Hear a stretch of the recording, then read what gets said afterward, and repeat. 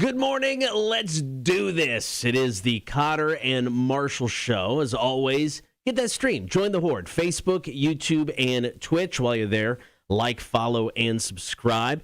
You can always listen to the show. Just download the Rock 1061 app for free. Get us on your in-home smart speaker or check us out on the website. You can stream the show, rock1061.com. Happy Monday, Marshall. Good morning to you, sir. Weird, crazy stuff happening over the weekend. But Biz Markie, I think, died, was it Friday? Yes. Sad. Biz Markie passed away on Friday. He's known for, the one song, Just a Friend. But this guy has done a lot his entire career. Here's the song.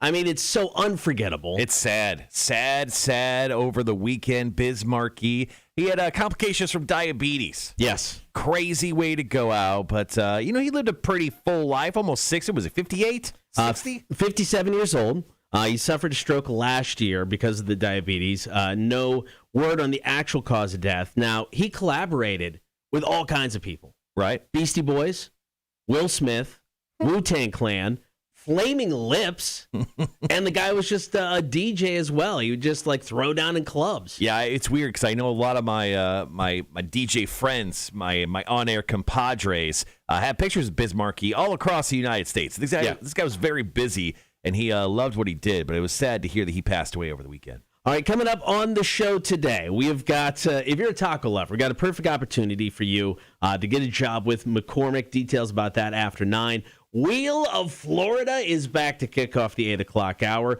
We've got Big Money Monday today, Marshall. Mm-hmm. If people want to enter, their chance to win a $50 gift card, all you got to do is drop us a text, 800-394-1061. We need your first name and a number 1 through 9.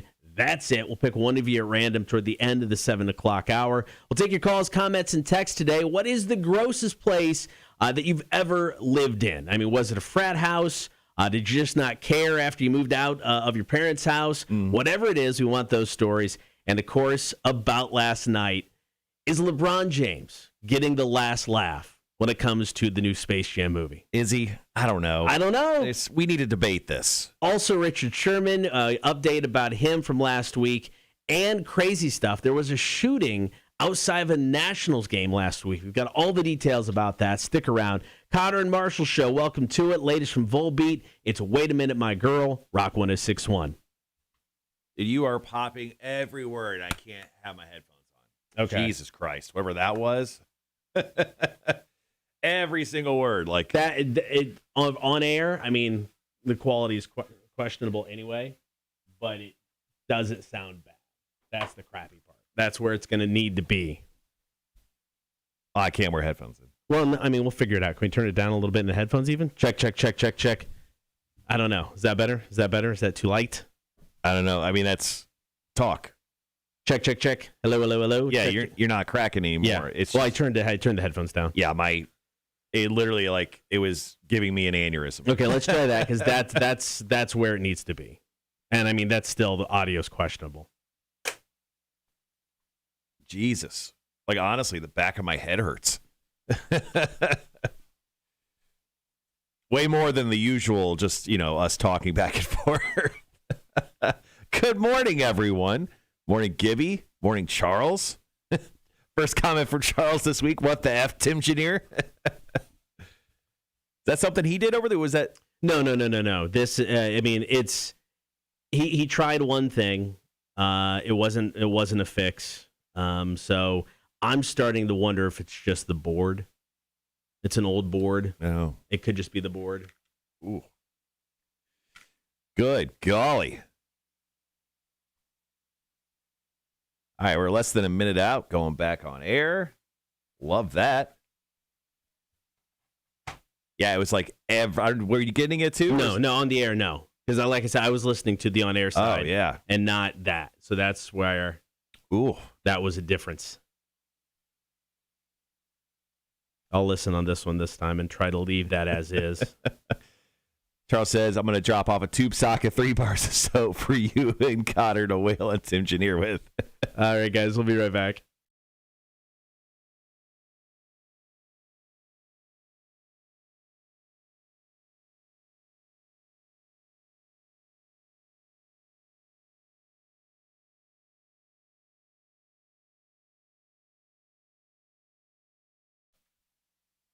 There was a shooting outside of a Nationals game Saturday night. Got the details coming up. Don't forget, you can join the stream, Facebook, YouTube, and Twitch. Be sure to like, follow, and subscribe. Get on that stream every morning and join the horde. Now, 3 people were injured in a shooting Saturday night outside of Nationals Park in Washington, D.C.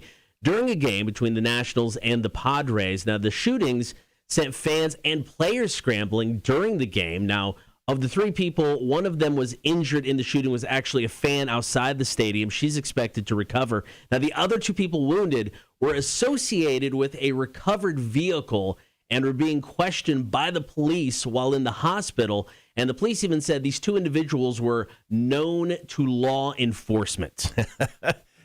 So they've got a record. Right. So it sounds like some gangbangers decided to have a little shootout right outside of the Washington Nationals baseball game on Saturday night. Yeah, it was a crazy scene. I don't know if you saw any footage caught it or not, but there are people literally escaping the stadium because they didn't know what was going on. They didn't know if the shooting was inside or outside because the audio that was heard down on the field by someone watching the game at home. Yeah, you could blatantly hear the gunshots. As soon as the inning was over, you could hear 4 or more distinct gunshots, and that's why people kind of freaked out. Yeah, Washington Nationals manager Dave Martinez said he heard the gunshots, and he just thought they were coming from inside the stadium around the third base side. He didn't know they were outside. Of course, the Nationals had players and fans shelter in place.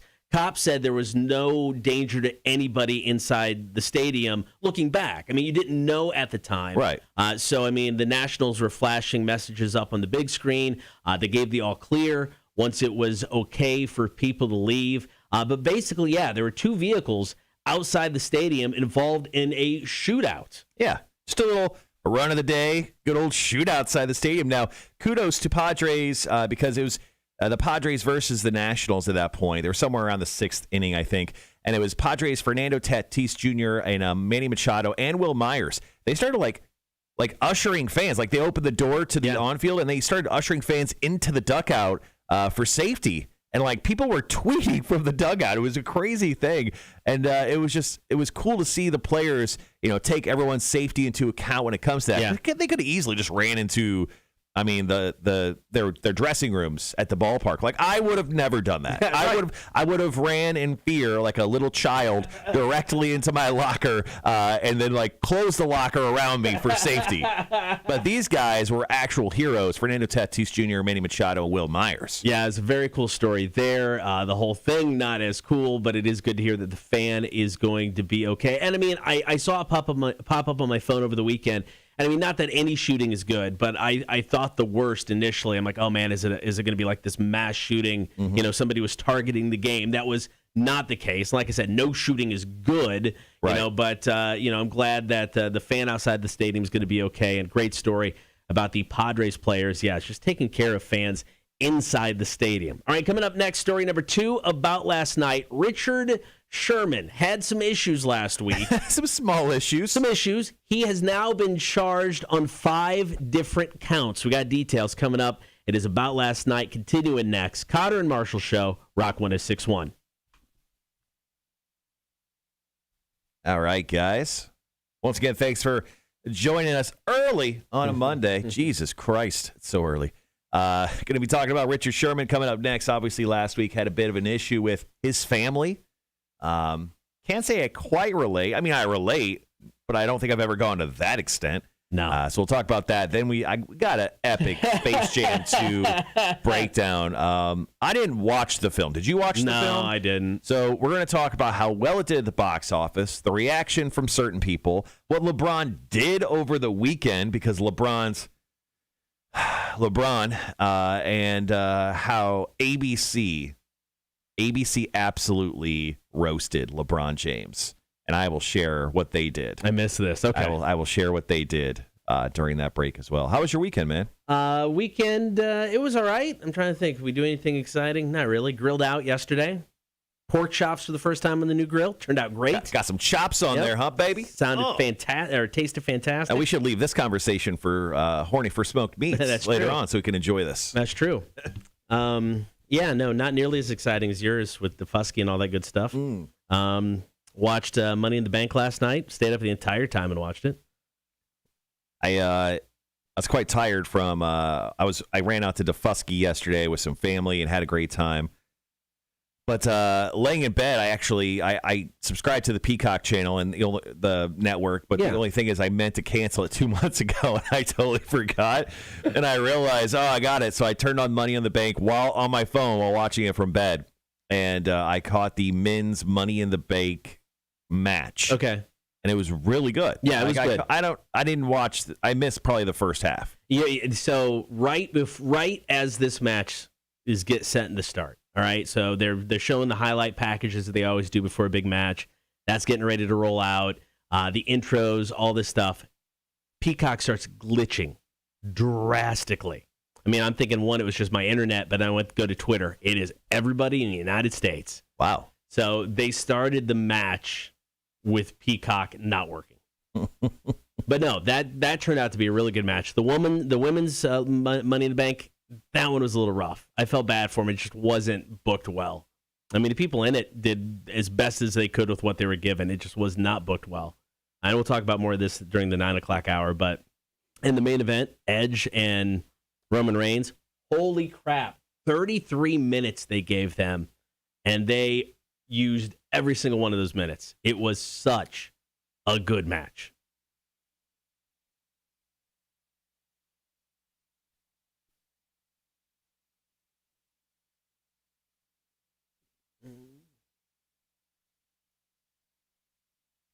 Oh, man. Yeah, I'm just checking out the results from it. I haven't seen it. Oh, okay. Cool. I didn't miss that. Oh, okay. Charles says, while in Jack's Miss T and I did a running outdoors workout. I forgot how brutal running on asphalt is. Definitely not ready for any extreme running. Did you do any running this weekend? No. Any running in? No running this weekend.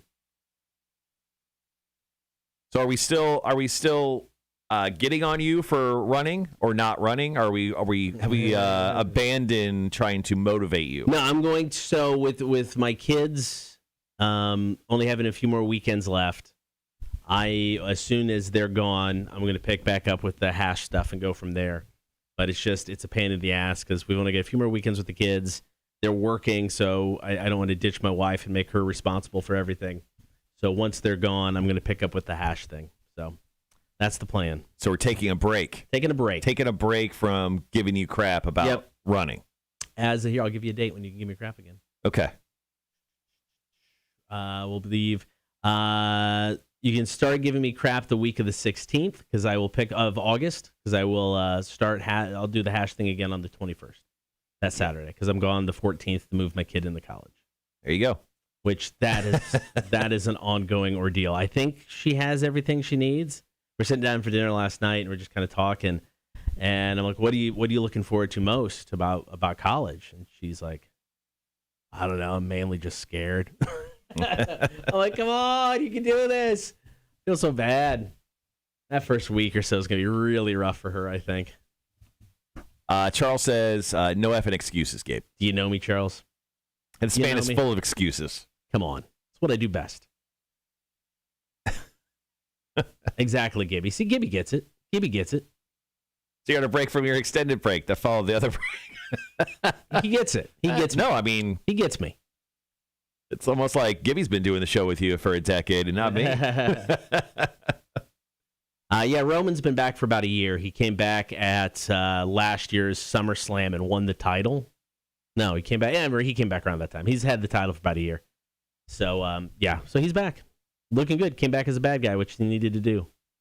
All right, we got about 4 minutes. 4 minutes. Dive into story number 2. I got audio of him pounding on the door, yelling from the outside. Richard Sherman? Yes.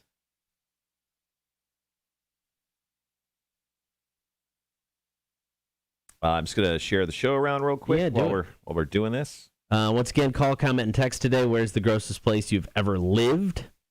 Tell us stories about that.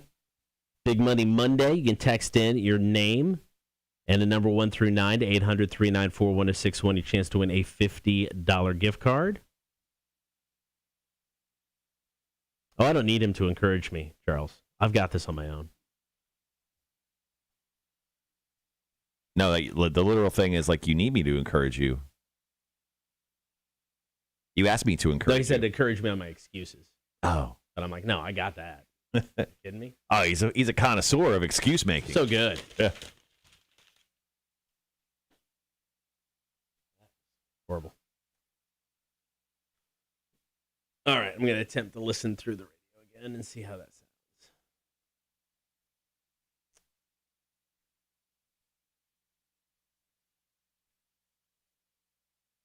Yeah, we weren't mow the yard. Got that done this weekend. Proud of you. Yeah. It really wasn't a whole lot this weekend. Trivia. I wrote trivia. I had to do all that, so I shouldn't say I didn't do anything. I wrote a crap ton of trivia. You go on vacation this Friday, don't you? Yeah, we leave Friday right after the show. Going to go down to Lake Dora or Mount Dora, whichever one. Same thing. You're going to I forget. I always think you're going up to Blue Ridge again. You're going to Florida, right? Yeah, we're going to Florida. So going to go down to Florida. We've rented or Airbnb'd a house kind of on Lake Dora, close to like kayaks and jet skis and stuff like that. So we're going to kayak, jet ski, hang out, play games. Is this the place that comes with kayaks? Like you already have some there? It doesn't come with them. We couldn't find one that we liked that came with them, so we're like walking distance from a rental, so we're just going to rent some. How much does renting a kayak cost? I don't remember. It's like $45 an hour or something. I mean, it's not bad. An hour? Something like that. I don't Really? know. I don't know. It wasn't horrible. Good Lord. It's kayak people running a racket. Yeah, I don't remember. We'll do that and jet skis and hang out. Then we actually take my kid to the Orlando airport Sunday morning. Oh, you're shooting your kid off then? Yeah, he's got to be up. He's got to be up in Kent by the 26th, and then he starts work on the 27th. So, jeez. So yeah, so he's. Oh, you taught your kid how to edge this weekend. How did that go? Oh, that didn't go at all because he worked. So, and I got tired of waiting, so I just did it myself. Oh, so he's on his own. He'll figure it out. Watch a YouTube video. No, like I said, I did my the technique my father taught me. When you get too frustrated, you just do it yourself. That's why I learned nothing from my dad.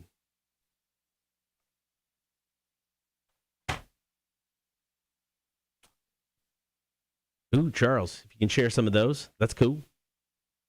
All right, got about 30 seconds. You got what I need. All right. Sure, Facebook will try to kick me off for singing songs. All right, guys, be right back.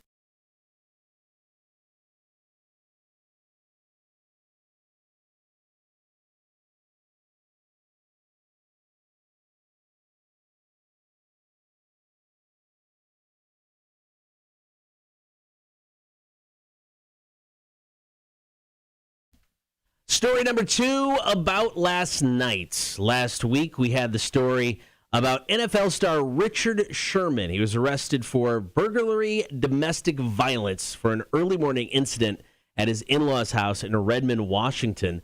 Now, doorbell video has been released of this incident, and it shows Sherman trying to break into the house.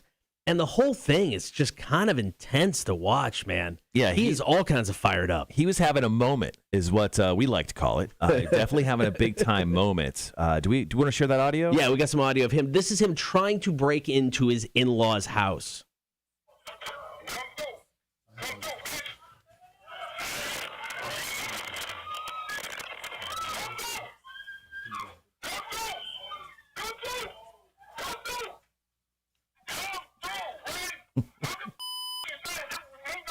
He's a little upset. I mean, he was throwing himself into the door like he was at football practice. Did you? No, I was on the interwebs, and as you know, the internet is undefeated. Did you see that the Washington Redskins signed the door to a 10-year contract? So Richard Sherman threw himself into the front door of his wife's family's home like 4 or 5 times, and he's an NFL player. He's a big guy. I mean, he was throwing shoulder after shoulder, and the door stood, took every single hit, no cracks, no apparent holes through the door, and everyone on the internet was like, door has been signed by the Washington Redskins. Now, on Friday, Sherman was charged with 5 misdemeanors. Now, the initial charge was actually a felony charge, but they did drop that. Now, he's charged with driving under the influence, reckless endangerment of road workers. Now, this happened prior to the incident at his in-laws' house when he was drunk and he crashed into a construction site. Yeah. I mean, so there was more to this story. Criminal trespass in the second degree, resisting arrest, and malicious mischief in the third degree. And, of course, he pleaded not guilty to all of the charges. Well, of course. Like I said, I think last week, I mean, he's going to get charged with like 5 to 10 things. Nailed it on the 5. Yep. And then like 4 of these things will be dropped. Like he'll get a DUI, and he may get like, I don't know, malicious mischief in the third degree / domestic violence. I mean, he will get a slap on the wrist because this dude has a ton of money and he's going to make this thing disappear. Now, when he came in court, the reporters were there asking him some tough questions, and he played it off really well. He goes, I behaved in a manner I'm not proud of. And then he talked about the importance of mental and emotional health, extremely important to him and real, and how he's going through some tough times at the very moment. And he was there with his wife who called 911 on him. So, I mean, hopefully Richard Sherman gets the help he needs, because he obviously needs something at this moment. Hopefully it was just a little blip on the radar for him, just a small moment. Like I said, we all have moments in our life, not his best. Now, his next pretrial hearing is set for August 13th, and the NFL did release a statement regarding Sherman on Wednesday and talk about just a generic statement. Free agents are eligible to sign with any team. The league investigates any incident involving law enforcement, and if there is a violation of the personal conduct policy, the player would be facing discipline. Pretty much what they're saying is Richard Sherman's no longer employed with us. And once he does become employed with us, we'll suspend him for a couple games. All right, coming up next, story number 3 of About Last Night. Space Jam, the reboot, dropped over the weekend on Friday. And is LeBron James getting the last laugh? Got details next. There's Aaron Jones to take me away. Cotter and Marshall Show, Rock 106.1. Ooh, LeBron James. I wound up watching a lot of the NBA Finals game. It wasn't last night. It was the night before, so Saturday night. I don't know what the hell he was wearing. There's a lot of things to roast LeBron James on, but the network, the ABC network, roasts LeBron James better than anyone. So I'll share that here in a moment. I totally missed that, so I'm looking forward to it. Mac, yes. Apparently, Richard Sherman's family is okay. He didn't get inside the house. He was met by officers outside the home. They arrested him because, well, he was drunk as hell. His wife said he drank 2 bottles of liquor. Yeah, vodka and Hennessy. 2 bottles? Yeah. I mean, for drinking 2 bottles, he didn't look like I would think somebody would look after drinking that much booze. Yeah, so I don't think he drank that much. No. But he was drunk enough where he slammed his car into like one of those giant concrete blocks at construction zones. And he completely, ended it. Car totaled. Yeah. So it was all kinds of crazy. Charles has some good stories for us. Charles, why don't you call us after the Space Jam story? So 2 minutes, we're back on the air. We'll do Space Jam. Call us during that commercial break, and then we'll take your call and we'll record your story. Now, for our call-in today, top of 7 o'clock hour, what is the grossest place that you have ever lived? Feel free to share that with us here at the top of the 7 o'clock hour, and we will share those stories coming up in just a bit. I had my mother-in-law and her boyfriend share their grossest stories with me. So I already came packing with a couple stories. All right. The first story is incredible. Absolutely incredible. But once again, guys, thanks for joining us today on the Cotter and Marshall Show, especially on the live stream. Our call-in topic today, which is going to happen here in about 30 minutes. What is the grossest place that you have ever lived? Please share your stories on the chat. You can also text us at 1-800-394-1061. Or you can call us like Charles is going to as soon as we hit those commercials here in like a minute. All right, got about 30 seconds.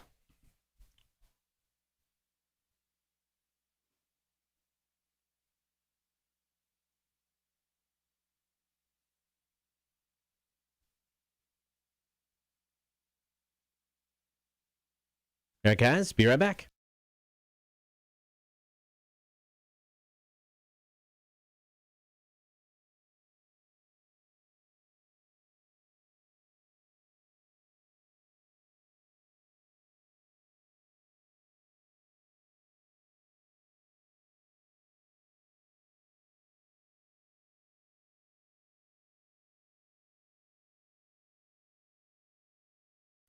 It is story number 3 about last night. So the new Space Jam movie, Space Jam: A New Legacy, dropped on Friday, and there was not a lot of love flowing toward this movie before it came out. Reviews, which we talked about last week, were absolutely brutal, and I don't think I saw anybody go, Space Jam 2 or the reboot, Legacy, whatever it is, it's a great idea. I'm in 100%. Yeah, no one really loved the idea from the beginning, and yeah, critics roasted Space Jam: A New Legacy. Now, it came in at number 1 over the weekend, making $32 million at the box office. That doesn't include, obviously, HBO Max viewership. Now, it did debut on HBO Max as well, so people were able to sit at home and watch it with their kids, or they were able to take them out to theaters. Now, $32 million, not too shabby. I mean, Black Widow just came out last week and made more than that, but I mean, still beat out Black Widow in its second week. Now, it was the best debut for Warner Brothers during the pandemic, and it was the highest-rated family movie during the pandemic as well. So, I mean, it did much better than I think most people expected. And with it being free on HBO Max, who knows what, that would have added to its tally if it wasn't there. LeBron instantly took to Twitter, showed off the box office numbers, and his only comment was, "Hi, haters." Hi, haters, indeed. Well, a couple things to go over with this. Now, yes, the movie did well. Yes. And it actually did better than projected, because it was projected at $20 million this weekend. So it did obviously well better than what Warner Brothers thought it was going to do. Now, the reviews are out there. It's not a great film to what everyone says. But people have been roasting LeBron James. Now, people actually watched the film and then actually did stats for his performance in the movie. That's awesome. So LeBron James was 4 for 5 for field goals. Not bad. Okay. 1 offensive rebound, 1 assist. That's it. The entire film. He made 4 baskets. He's the NBA star in this film.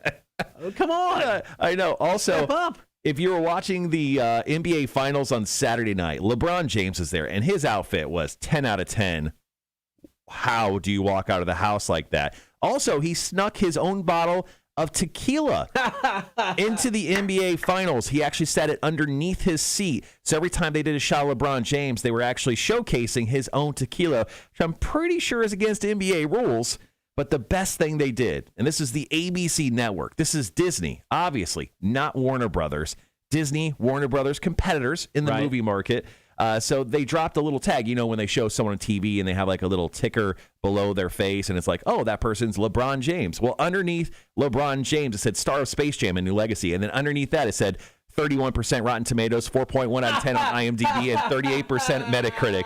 They roasted LeBron James at the NBA Finals. ABC Network, kudos to you. Kudos. Well played. All right, coming up next, it is Hella Mega Week on Rock 106.1. Details on how you can score tickets for the Hella Mega Tour. All the info's coming up. Connor and Marshall Show, Rock 106.1. I love Disney for that. Just absolutely roasting LeBron James. So funny. Charles, if you have a moment, you're still on the chat, feel free to call us, and we'll grab your story for the grossest place. What is that shirt he's wearing? Oh, yeah. It's horrific, isn't it? It's like they like 2 shirts that didn't never match. He also wore like these light gray sweatpants with socks that went into the sweatpants and like white tennis shoes. It was a look. And he wore those sunglasses inside the entire time. When you're cool, the sun shines on you 24 hours a day. I guess it does. Big time. It was a day. It was a day for LeBron James. But yeah, he did. He just played okay in his own movie. Yeah, you'd think, I don't know, maybe you expect a little more. One thing I didn't look into is what was Michael Jordan's stats in the original Space Jam. Oh, that's a good question. Now, did you hear? I mean, they had a crap ton of cameos in this. That was kind of the whole Yeah, I heard it was just like a celebration of Warner Brothers. Rick and Morty have a cameo. Really? That's where I read. Yeah, they have a cameo in it. I almost watched it just so I could see their cameo because I was curious as to what it was, but I'm like, nah, I'm good. All right, guys, after this, we're going to talk about Hella Mega Week, and then looks like we're going to take this call in just a second. Rock 106.1, who's this? Hey, it's me. Y'all hear me good? Yep, we can hear you real good. Okay, good. I'm on my headphones. So, anyway, all right. So, I had two disgusting places we worked. Really disgusting. One was a rental that my buddy called and said, "Hey, I need you to come get this thing ready to rent." All right, I'll go meet him. There was a dad, a son, two other dudes. Now we're talking about a 2-bedroom, 1-bath house. Ooh. Okay, 4 dogs, Ooh. 4 cats, Oh. no litter box. Oh. They just kept dumping cat litter in a closet, and that's where the cats were supposed to go. What the hell? The carpet, they had already pulled out the carpet in the main area because it was so disgustingly coated with dog crap. Oh. We pulled the carpet off the stairs. You could not see the carpet because of the cat crap that was just smushed into it. Oh. Now, they were cooking and dealing out of the apartment. That explains everything right there. I mean, it was bad. We had to seal the whole place just to try to get the smell out. Do you get hazard pay for this? Out. The sheetrock was soaked with cat piss, and we had to cut the sheetrock out and replace it. That one was bad. Oh. Jesus. But not as bad as the old man hoarder house. Ooh, tell One of the us. real estate agents called me and said, "We got to get this house cleaned out so we can start getting it ready to sell." Yeah. Went over there, dude never threw anything away. Oh. We found 4 moving boxes full of soiled adult diapers. Why would you keep soiled diapers? I mean, they age like a fine wine. I mean, the bathroom was totally 100% black with mildew and mold.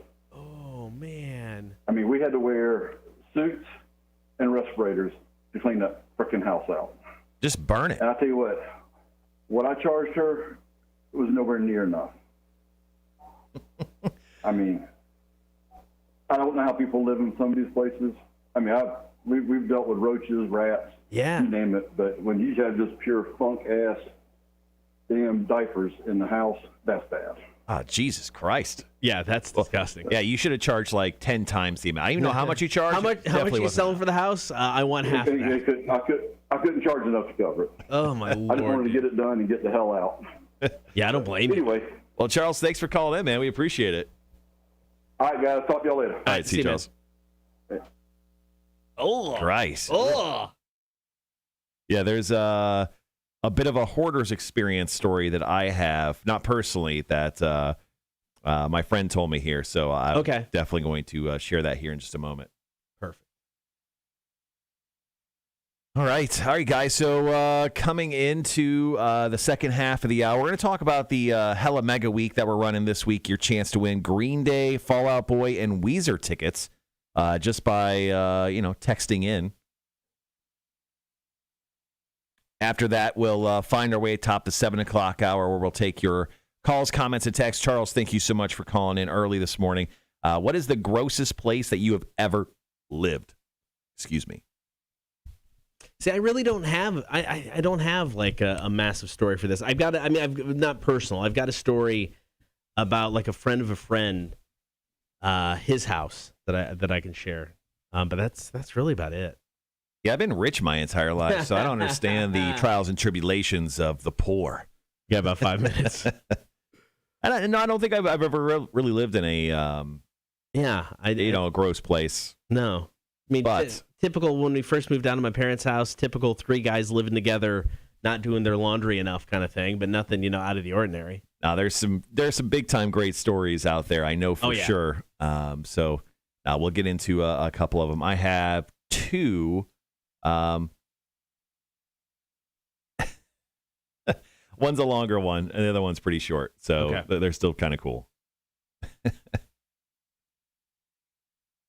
I'm going to start my coffee. I'll be right back. Okay.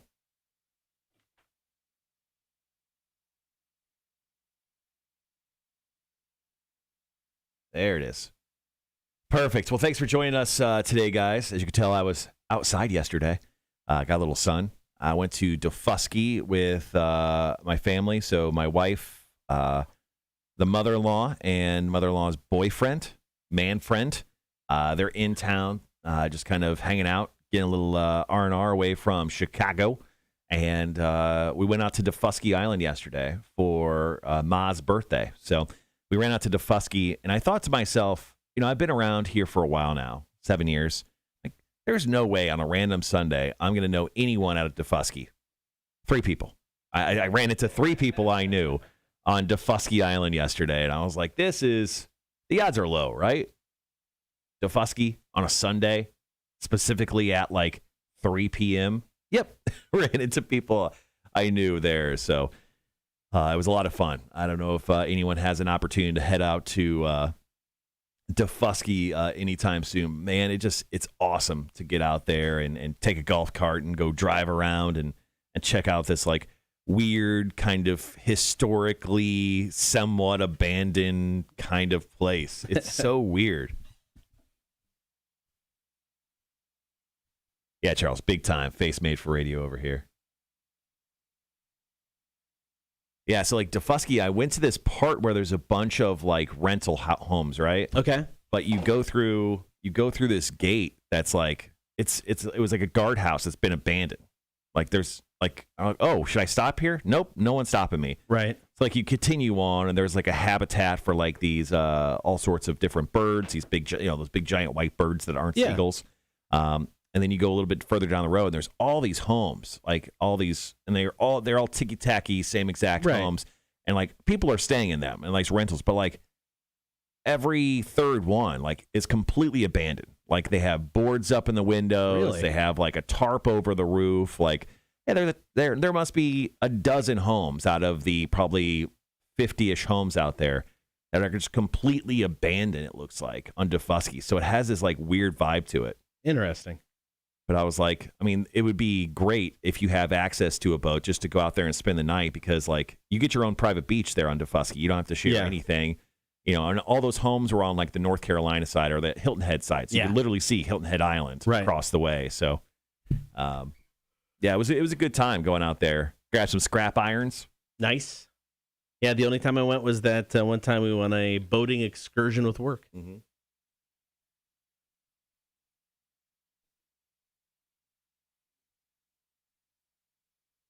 All right, we got about a minute 15.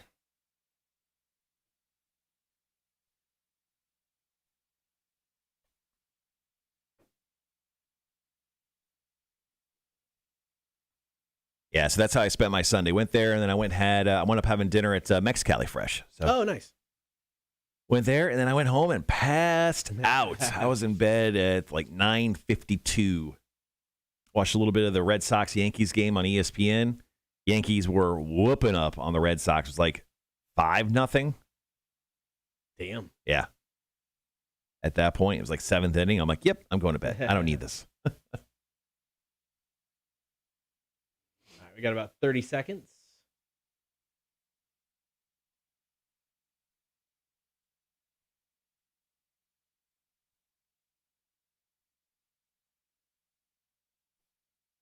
All right, guys, be right back.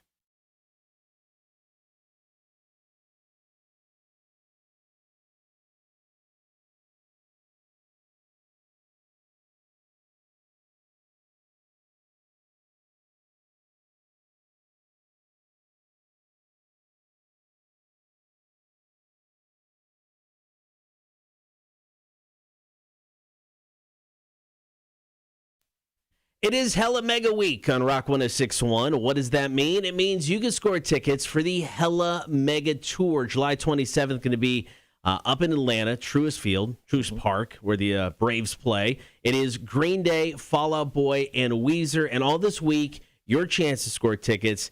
And we made it really easy. Yeah, it's super simple. Anytime you hear any one of those bands here on Rock 106.1, just text the keyword Hella, Hella, and you are going to be in the running to win yourself some tickets. Now, we're going to choose a winner every single day this week, so be listening up for any one of those 3 bands for your chance to win. It is Hella Mega Week on Rock 106.1. All right, coming up next, we're going to take your calls, comments, and text. 800-394-1061.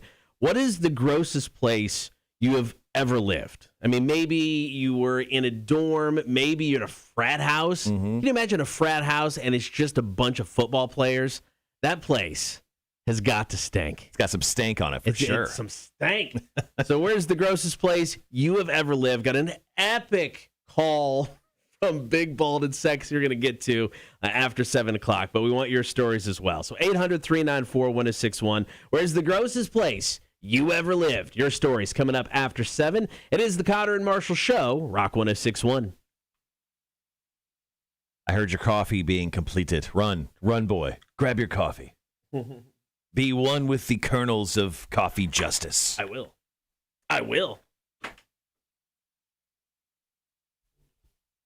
Yeah, so I had a nice little weekend. I went to B. Matthews for dinner on Saturday, and that was pretty cool too. First time there. Food was delicious. All right, guys, so coming up on the show inside the 7 o'clock hour, yes, Big Money Monday is back. We're going to have you guys text in your first name and a number between 1 and 9. We'll choose one person to roll for, and if that number shows up, when we roll for them, they'll win $50. Yes, $50. We shoot that out via Visa gift card, which is very exciting. So there you go. Going to have your chance to win that. That's the back half of the 7 o'clock hour. And then, of course, top of the 7 o'clock hour, we're asking you guys, what is the grossest place you have ever lived? So please go ahead and share your stories on the chat here. We'll share those with you at the top of the 7 o'clock hour. I've got a story about a family in Chicago and how when they went to the restroom, they did it in a very unique way. And I'll share that at the top of the 7 o'clock hour when it comes to the grossest places people have ever lived. Nice. That being said, I do have to use the restroom, so I will pass it along to you. Cool. Also get to Big Money Monday toward the end of the 7 o'clock hour. So if you want to play, your chance to score a $50 gift card, all you got to do is text us your first name and a number 1 through 9 to 800-394-1061. I forgot. On Saturday, I was kind of laid up. My back goes out sporadically, and just kind of went out and just kind of sucked. I just kind of laid around all day. And it was not fun. I didn't like it. By Sunday, I felt better, but still not good.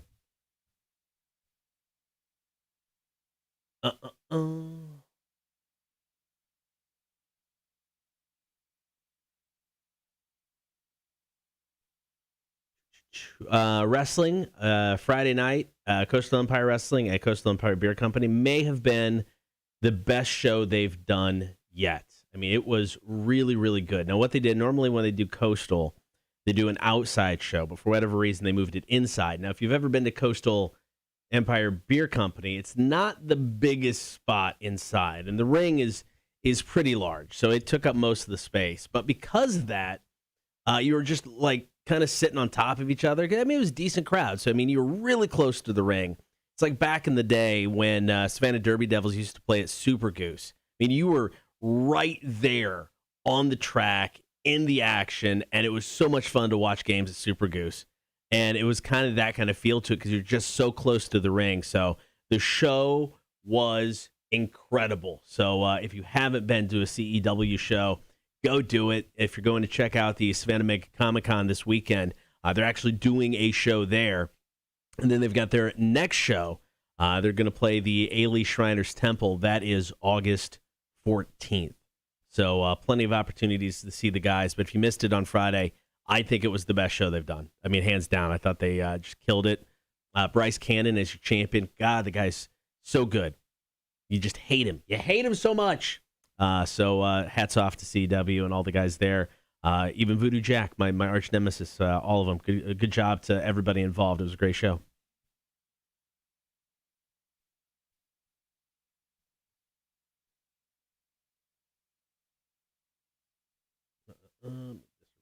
Here.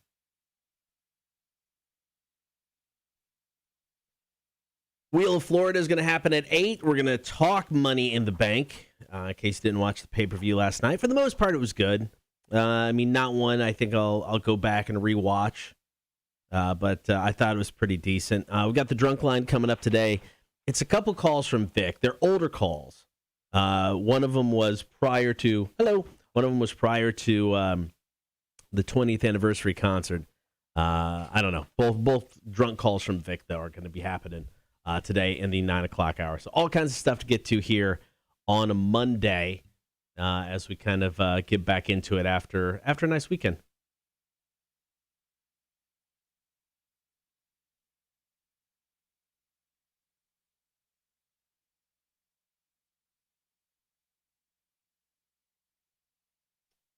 Got a nice call from, or a nice email from, or text from Salsa Mark about the grossest place he's ever lived. I got to see Salsa Mark yesterday. He actually had some hot peppers he's been growing, and he gifted those to me. So thank you to Salsa Mark. I haven't quite figured out what I'm going to use them for yet, because I mean they're like they're Thai chilies. They're habaneros. I think there's a ghost pepper in there, or Carolina Reaper. I don't know. There's some intense peppers that he gave me. So I'm figuring out something to do with them. But it should be fun.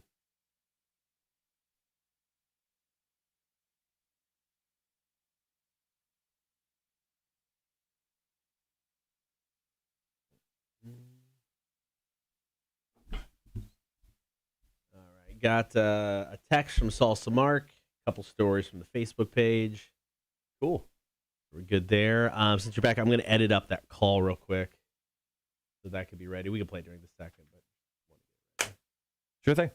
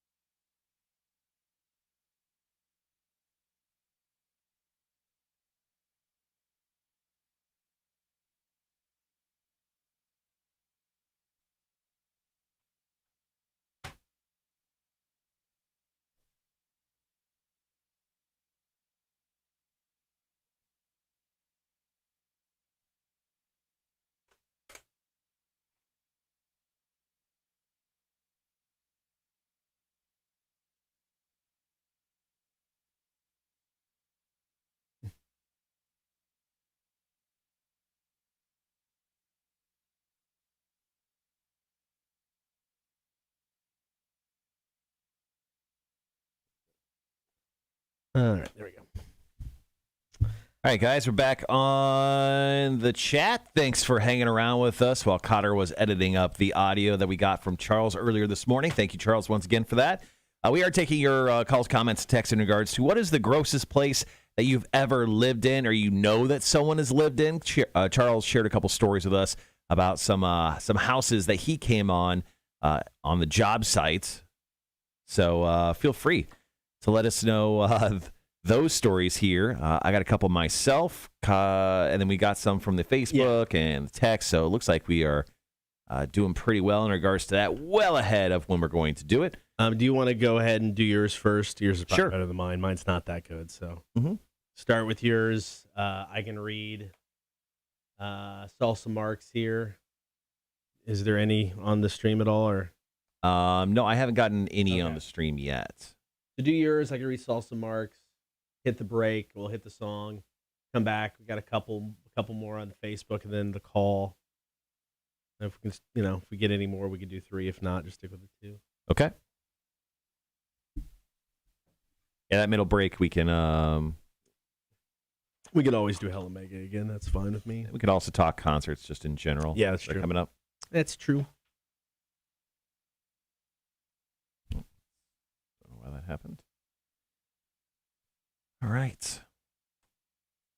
Yeah, the weekend was fun, man. Went to Defusky and then went to B. Matthews for the very first time. I've never been there.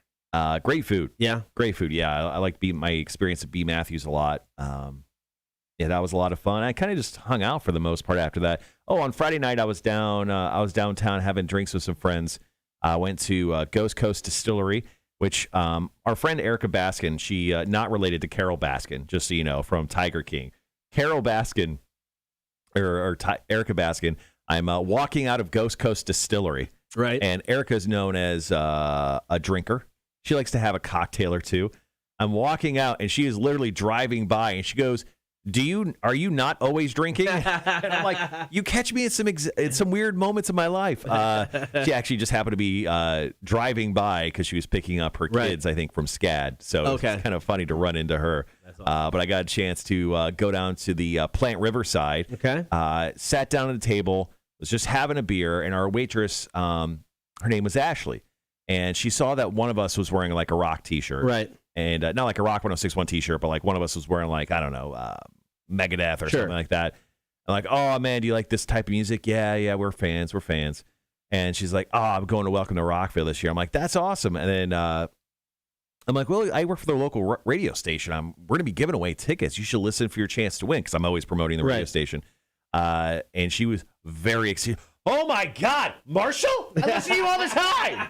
It's like, "Ashley, I love you. Can I get a picture with you? I'm so excited. I want a picture with you." So I popped over the weekend on our Instagram page, a picture of me and Ashley down the waterfront. So yeah, it was cool. I was at the Plant Riverside barbecue joint, Awesome. just having a quick beer before we walked up to New Realm to have dinner. And man, it was a fun time downtown Friday night, and the weather like turned out to be beautiful. Like, Oh, good. as soon as the sun came down a little Yeah. bit, and it wasn't like a billion degrees. It was beautiful downtown on Friday. Yeah, I stopped by the station, saw some Mark, dropped off some peppers. Oh, cool. Dude, stupid. It's dumb. It's habaneros, Yeah. Thai chilies. There is some sort of cayenne pepper in there. And then there's something, he goes, supposed to be like a ghost pepper, but I think it got crossbred with Carolina Reaper, because if you look here, you see that I'm like, what am I going to do with Carolina Reaper? But I think I have Carolina Reapers at my house. Yeah. Nice. So that was the thing. So yeah, Salsa Mark stopped by the station, gave him a tour of the studio. So good to see him. Oh, cool. Good to see Salsa Mark again. Gibby said someone had a celebrity status moment. I did and I got nothing from it. I got absolutely nothing from it. Yeah, so I've been growing banana peppers, Yeah. and I have like this little herb garden thing because my wife made me make it. But I love banana peppers. Like I could throw banana peppers on anything, sandwiches to pizza to Yeah. anything. So I was like, oh, I want a banana pepper plant. This thing has gotten out of hand.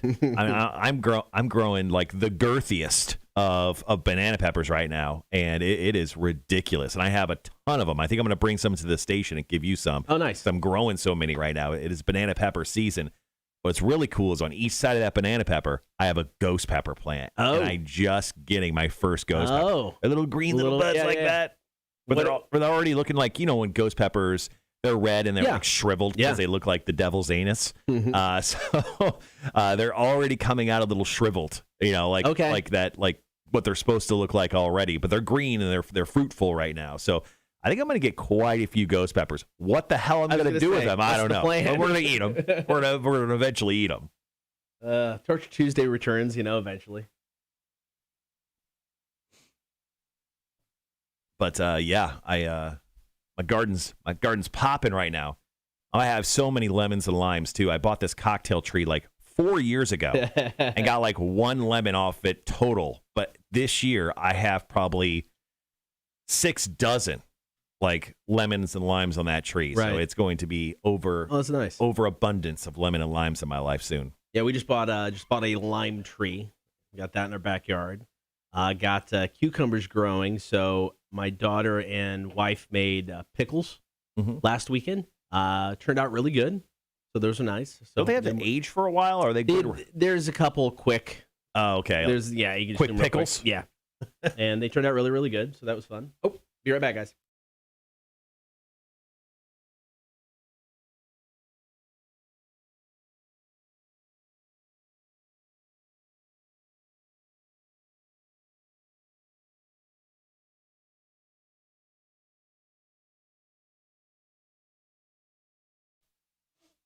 Good morning. Thank you for hanging out on air and on the stream. Today, we're going to take your calls, comments, and texts about the grossest place you have ever lived. We'll get to that in a second. Don't forget, hop on the stream, Facebook, YouTube, and Twitch. Be sure to join the Horde each and every morning and watch the show. That's right. We live stream the show every morning. You can hang out with us throughout the entire thing. So once again, Facebook, YouTube, and Twitch, like, follow, and subscribe. So once again, your calls, comments, and texts today. What is the grossest place you've ever lived in? So my mother-in-law and her man friend, who I think is how you wanted me to say, Man friend? man friend, Okay. is in town right now, and they're just coming to visit.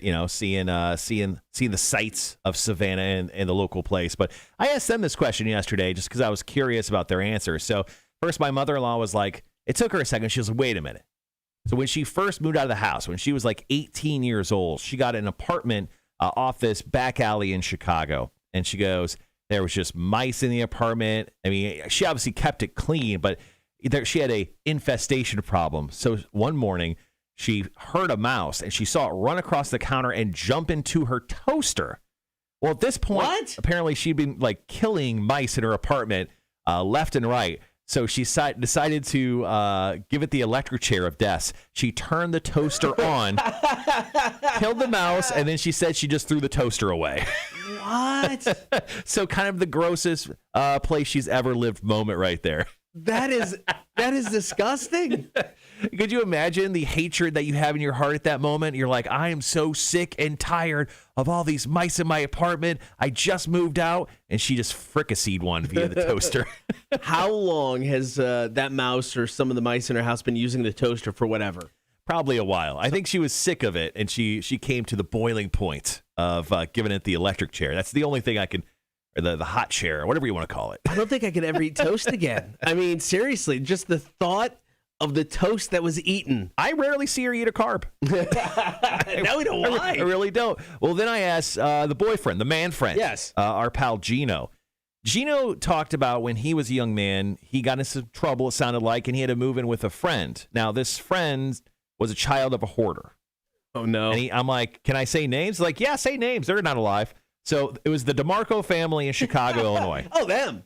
Oh, of course. Oh, yeah, the the classic. DeMarcos. Oh, I heard about Oh, them. yeah. The Great DeMarcos. story. So the DeMarcos, first and foremost, their house didn't have electricity because they had such a rodent problem that the rats probably ate the electrical lines in their home. So they actually would run their electricity via an extension cord from the garage to the house because they didn't have any money to fix it. Oh, it's Chicago. It gets cold. Yes. Oh, my Lord. Yes, it does. Now, I'll leave the best part for last. Okay. So how about this? They had a above ground pool in the backyard. No electricity, but they had a pool? Yeah, they had a pool.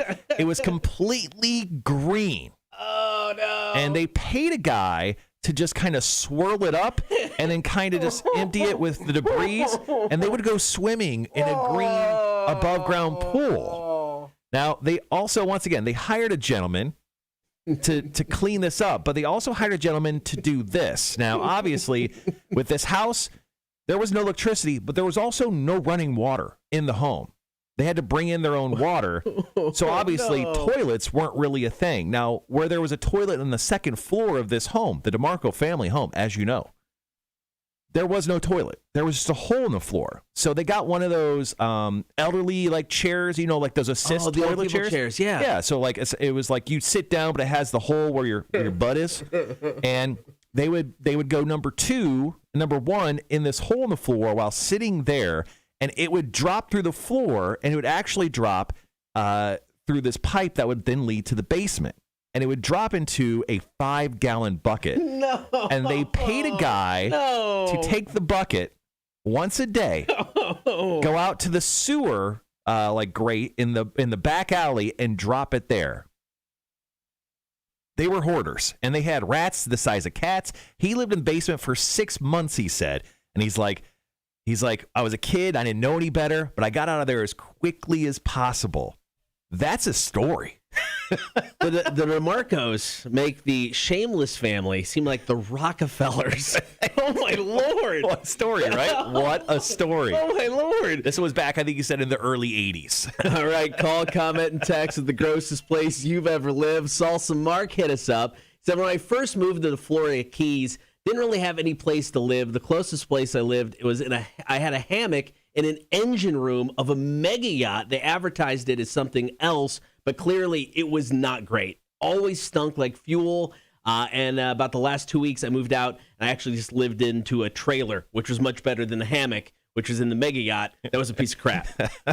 Still no DeMarco story. No. Oh, dear Lord. Yeah. All right, so we've got 2 epic stories coming up from Charles, big, bald, and sexy. Mm-hmm. This man has done a lot of work in a lot of homes, and he told us about 2 of the grossest. But, of course, we want your stories as well. 800-394-1061. Where's the grossest place you have ever lived? Here's Royal Blood and Typhoons, Cotter and Marshall Show, Rock 1061. Yeah, the DeMarco family. Jesus Christ. What a story there, man. What a story. That was told to me by Gino, our buddy Gino. So, Gino, thank you so much for sharing that story with me so I could share it with everyone here on the Cotter and Marshall Show. Yeah, that's just out of hand. Jeremy, you actually mentioned the nastiest place you lived was a trailer park in Savannah. It was so nasty a place to live in. Tell us why. Tell us exactly what was going on, why it was so nasty. We can share that here on our next break as well. We got about 3 minutes before we go back on the air. How do you want to run this next break? I've got one other story I can tell, and then we got Charles's call. Okay. So, okay. we can end with his call. If Jeremy gives us some details, may use his. Okay. So why don't you start off with you, and then if I have something, I'll go. If not, just jump straight into the call, and then we can wrap the break, and then we'll go into break 3 of the hour. Yep. Yeah, they literally hired a guy.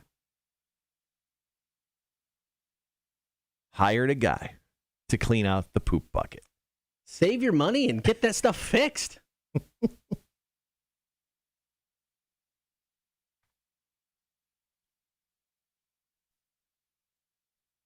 right, I do have a couple stream stories. Okay. Sean has come through. Jeremy, thank you for sharing as well. All right, I'll do this one from Facebook. You could do the couple streams, and then wrap up with Charles. Sounds good. Cool. All right, got about 2 minutes.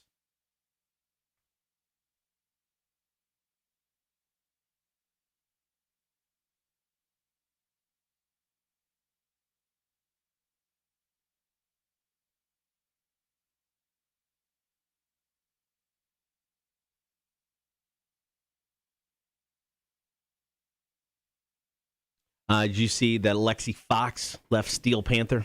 Yeah, I did. Player? Yeah. I mean, Lexi Fox was the oldest of the entire group. Oh, was he? Yeah.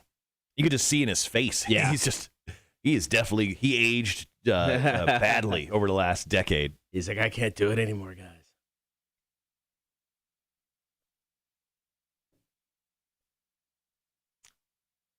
Yeah, but I saw that he officially made his exit from Steel Panther.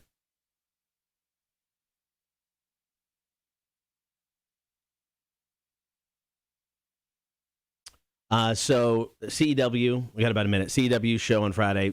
I was saying when you were out of the studio, probably the best show they've put on. I think a lot of it had to do with they did it inside Coastal Empire, which is tiny anyway. So you're right up on the ring, which is super cool. So just lots of energy. Oh, okay, yeah. They had a new wrestler that I had never seen before. He was just basically the dude from The Big Lebowski. He came out in a robe, was carrying a drink, had this big long beard, acted drunk the entire match. Awesome, spot on. The dude was great. So much fun to watch. Has a great character work. It was great character work. It was a lot of fun. All right, guys, we'll be right back.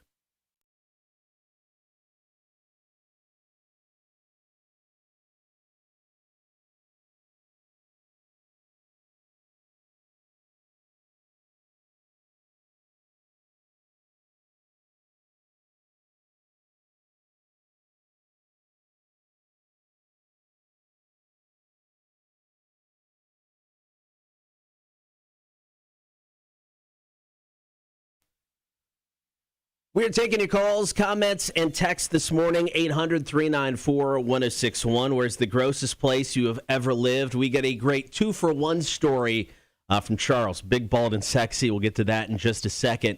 Lindsay hit us up on Facebook. She said, I could talk for hours about my first apartment in Savannah. The air conditioner broke 3 times. The water leaked into my kitchen light. The stove wasn't grounded, so it shocked me every time I tried to use it. Jeez. She said the worst part, though, was the flea infestation. She said, I moved in early spring before the fleas became active and got a huge surprise over the summer. She's like, I was young. I didn't know I could break a lease. I lived with fleas for a year. Oh, my God. And she's like, it was just disgusting. It was hellish, she says. Oh, my God. It sounds horrible. That's the worst roommate ever. They didn't even pay, did they? They didn't kick in at all. Oh, man, I got some stories here on the Stream Cotter. This one from Sean. He said, the grossest place I lived in was the first house when I moved to Minnesota. There was mice all over the place, and in the basement, the dog would pee and poop. You know, apparently they had a cracked foundation down in the basement as well, and the basement would just fill with water, and the main bathroom shower leaked for an entire year and a half for me living there. He said also the basement toilet ran constantly, but I just felt like that's his fault. Jeremy said the nastiest place I lived in was in my 20s. I moved in with a roommate at a trailer park in Savannah. It was so nasty. Apparently, the trailer was just run down. It stunk, roaches everywhere, no heat, and the bathroom was horrible. Oh, that's not good. All right, call, comment, and text. Grossest place you ever lived. Now, big, bald, and sexy. Charles, he hit us up. He's a member of the Horde. These aren't places he lives. He has been contracted to clean places before. Right. So he's like, these are the 2 grossest places he ever had to clean. One was a rental that my buddy called and said, hey, I need you to come get this thing ready to rent. All right, I go meeting. So the dad assigned 2 other dudes. Now we're talking about a 2-bedroom, 1-bath house. Ooh. 4 dogs. Ooh. 4 cats. Oh. No litter box. Oh. They just kept dumping cat litter in a closet, and that's where the cats. The hell? The carpet, they had already pulled out the carpet in the main area because it was so disgustingly coated with dog crap. Oh. They pulled the carpet off the stairs. You could not see the carpet because of the cat crap that was just smushed into it. Oh. They were cooking and dealing out of the apartment. That explains everything right there. That one was bad. Not as bad as the old man at River House. Now, one of the real estate agents called me and said, we got to get this house cleaned out so we can start getting it ready to sell. Yeah. Went over there, dude never threw anything away. Oh. We found 4 moving boxes full of soiled adult diapers. Why would you keep soiled diapers? I mean, they ate them to find one. I mean, the bathroom was totally 100% black with mildew and mold. I mean, we had to wear suits and respirators to clean that freaking house out.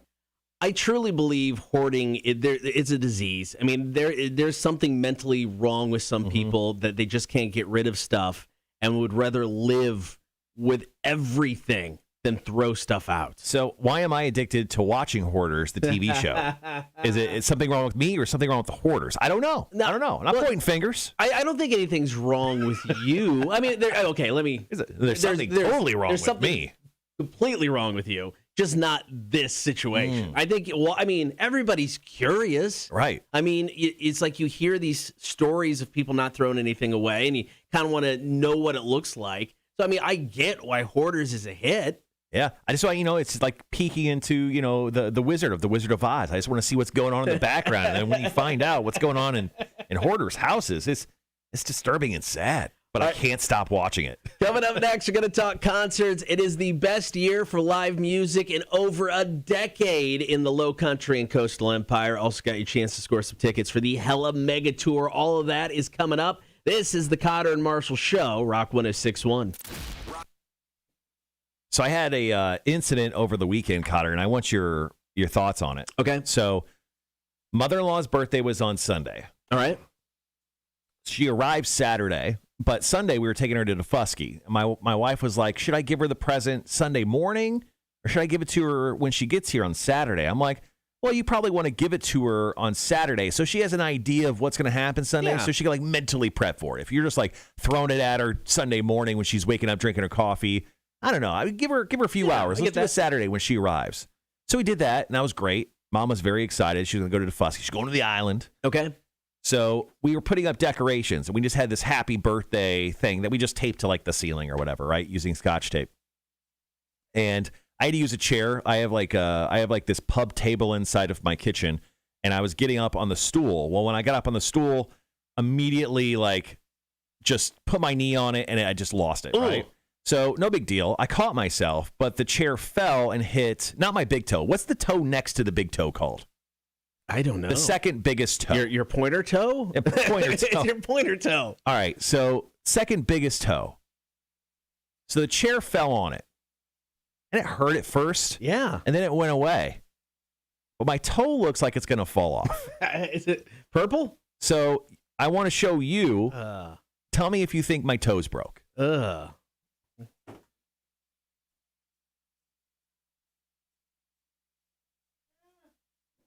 I don't think it's broke. I mean, you got to like I don't know. You got the bruising like down actually on your foot though too, right? The bruising's coming up on the top of my foot now. That's just dead blood. That's just blood floating around. I don't know. I don't think it's. I don't know. Like it hurts. I bet when I move it, but I can move it mostly. Yeah, I bet you're okay. I bet it's not broken. All right, just check it. Yeah, you're a doctor. I won't show anyone my toe. It's weird. My wife, fresh out of college, used to work for the Energy Squad, and she has told me about some of the houses she had been into. Absolutely disgusting. Yeah. We didn't get to see the house, so I had no reason to talk about it on the air. But so when I moved out of my parents' house, moved in with a couple guys in Peoria Heights. So there was a house across the street. Never saw anybody go in and come out of. Didn't pay a whole lot of attention to it. Okay. Well, one day there was like one of the big, trash dumps that the dump in front of a, like the one we had out here for the, when they were. One of those big trash containers that you can rent for like $1,000 a week. So there was one out in front of this house. We're like, oh, I wonder what's going on there. And then we look over again a little bit later, and it's like they're just carrying out boxes of shit. I mean, just boxes and boxes. And then we look out again, and there's like TV crews out there. We're like, what's going on? So we flip on the news. The guy died. He was a hoarder, and they were cleaning out this house. And it was, I mean, legitly like everything you saw on the TV show Hoarders. I mean, it was like a, tunnel, walking through because everything was piled so high. Yeah. And I mean, and that trash thing was out there for days as they were trying to clean that place up. Yikes. Yeah. So over the weekend, one of the horde, Wanda, had a little issue with her child, little Bubba. It seems like he's okay. So wanted to first and foremost, I think Wanda's on the stream right now. Show our love to Wanda. We love you, Wanda. Sorry to hear about that issue, but it seems like he's doing okay. She says he seems okay. Breathing is still off. Waiting on X-ray to come, see if the fluid has decreased. So hey, just so you know, I think both Cotter and I talked to you in some form or fashion over the weekend. We were definitely thinking about you. Hopefully everything is going well with that little fella. Gibby has a great question here. What is the second toe on your foot called? Google it. I'm doing it. If I had to guess, it's called the mandibula. The first toe, the first toe is also known as the hallux, big toe, or great toe. Great toe? Ooh, great. Oh. The great Oh, toe. yeah, well, it's the big toe. I know. The great toe, the big toe. The innermost toe, the second toe, or long toe. Oh, it's the long toe. The third toe, or middle toe. The fourth toe, ring toe. This is boring. No. So It's just called the long toe? the long toe. Then you got the middle toe. Then you got the ring toe, and then you got your pinky toe. That's boring. This is boring. But Also, if you wear rings on your toes, weird. I don't want to know you. But I do. I like great toe better than big toe. Yeah, great toe is that a medical term? I think hallux Is that coming from doctor.com? This is from. I don't know what this is from. But hallux sounds maybe more like the medical term. Hallux? Hallux. Hallux. So the big toe. Obviously, if you've ever seen Stripes, Sergeant Holka is referred to as the big toe. Mm-hmm. He's the captain of the foot. So back when one of my first radio jobs, the afternoon guy or one of the people that worked there referred to as our boss as the big toe. So Mike Ray just became affectionately known as the toe. I wonder if anybody still calls him that. Is he still alive? Yeah, he still runs some radio stations in Peoria. Charles, I wear bells on my toes. Not quite the same thing. I went and last time I was in Illinois, I went and saw him and talked to him. So it was like he didn't give me the money I think I deserved at one point, and then totally gave me the money I deserved at one point. So yeah, so there was that. Well, you don't know what you got until it's gone. Maybe know. that was the situation. Well, because it's like they fired. I was program director for like one of the stations, and they got rid of the promotions director. And they're like, okay, you're gonna have to do promotions. And I was making maybe 26,000. I was making nothing. Way too much money. I was making next to nothing. So my thought, I was maybe 30. I don't know. So my thought was, well, you're getting rid of this guy. He was making more than me as the promotions director. Mm-hmm. So you got this gig over here. So how about you pay me 40? I'll take 20 for each job. He legitimately looked at me and was like, no, you're not going to get that. I think I got like a $3,000 raise. So that upset me. But then he's the guy that when I went out to Lincoln, I ended up going back to Peoria to work for him. Mm-hmm. And he paid me much more. It was very nice. That's nice. All right, got under 4 minutes. So we're going to come back and talk about all the shows that are coming into town. Obviously, last week we were hooking you up with Adelita's Way tickets. Their show is this Friday. It's like coming up real quick. I know. The next Monday, Living Color and Hoobastank are coming in. But we'll get into all the shows past that. There's even more shows that got announced for Victory North over the weekend as well. Nothing like real big, but they have some really interesting like tribute shows that are coming up. So they're definitely going to be busy throughout the end of the year. And then at the bottom of the hour, we have Big Money Monday. It's actually a great time right now. If you want to text in, watching the stream, if you want to text in your first name and a number between 1 and 9, it's a great time to text us right now at 1-800-394-1061. Go ahead and text us that number for your chance at being chosen for Big Money Monday. All right, 3 minutes left. Pearl Jam Jeremy. Talk concerts, get into some rage. Morning, Greg. How are you, buddy? Hey, guess who didn't run this weekend? Cotter. But just so you know, we're not giving him any shit. He's on a break from receiving shit about not running for 2 more weeks. You know who's not going to listen to this? Greg. Oh. Greg's not going to care. No, he respects you enough. He would never. Greg, right? I mean, you respect Cotter. He's on a 2-week break from receiving shit about not running. So please do not give Cotter shit about running. Right, he's on a 2-week embargo. Please don't talk about it. Just a break. Yeah. And in no way try to bring him down with your negativity. Please. I'm already at a low point in my life. I don't think I can go lower. So really? This is the low point? Yeah, probably. I don't know. I think you've been lower.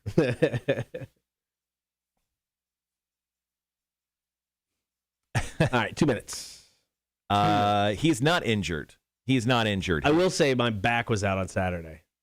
It sucked. What? Like it went out for a little break, a little dinner, a little dancing. Yeah, it's nice. No, I haven't had back issues or pain in over a year. It's been fantastic. And then for whatever reason, Saturday, just Saturday. It was a little bit yesterday, but Saturday. It's weird, man. And it was like from there down to my ankle, just the pain all the way down my right side. It sucked. Greg has a serious question for you. So is Cotter just on his period? So I just want to ask that. Maybe. Clear that up for us. I don't think I'd like to talk about stuff that personal to anybody. So, no, whatever. But you said maybe. Maybe. Yes, maybe. Totally maybe. Okay, cool. Got that settled. Perfect. Cotter may or may not be on his period. So. Hey. I don't want to talk about it, Greg. Whoa. Sorry. Rhett would like to know, did you have a stroke? I don't think so. But maybe. But there's a good chance, yes. There's always a chance. Yeah. All right, under a minute. I could, but I won't. Hey, Gavin, good morning, buddy. Welcome to the Cotter and Marshall Show live stream. This week, we're hooking you guys up with Green Day tickets for their Hella Mega Tour. We're going to talk about that. And talk about a bunch of shows that are coming to the Savannah area as well. Once again, we're going to be doing Big Money Monday here in just a bit. So make sure to text us with that number and your first name. 8 o'clock hour, bring back the Wheel of Florida. We'll also play some trivia for some Hooba tickets. Hooba. And we'll play your drunk line calls in the 9 o'clock hour today as well. All right, guys. Be right back.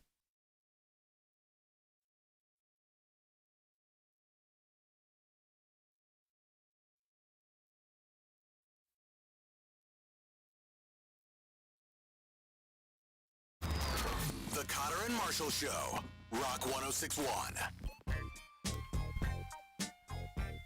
Thanks for hanging out on air and on the stream. It is the Cotter and Marshall Show. Good morning.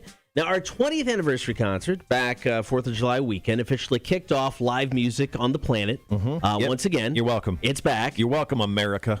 And 2021 legitly is the best year for live music in the Low Country and Coastal Empire in over a decade. Since I've been here, in over 12 years, this is the best year for live music in this area. Yeah, this has never happened before. I've I've lived in the Savannah area for 7 years, and I think the most shows we've gotten is 1.5 per year. That's honestly probably been the average. And with that being said, I mean, we have like 8 shows, not including the one that we put on just a few weeks ago, that are coming before October.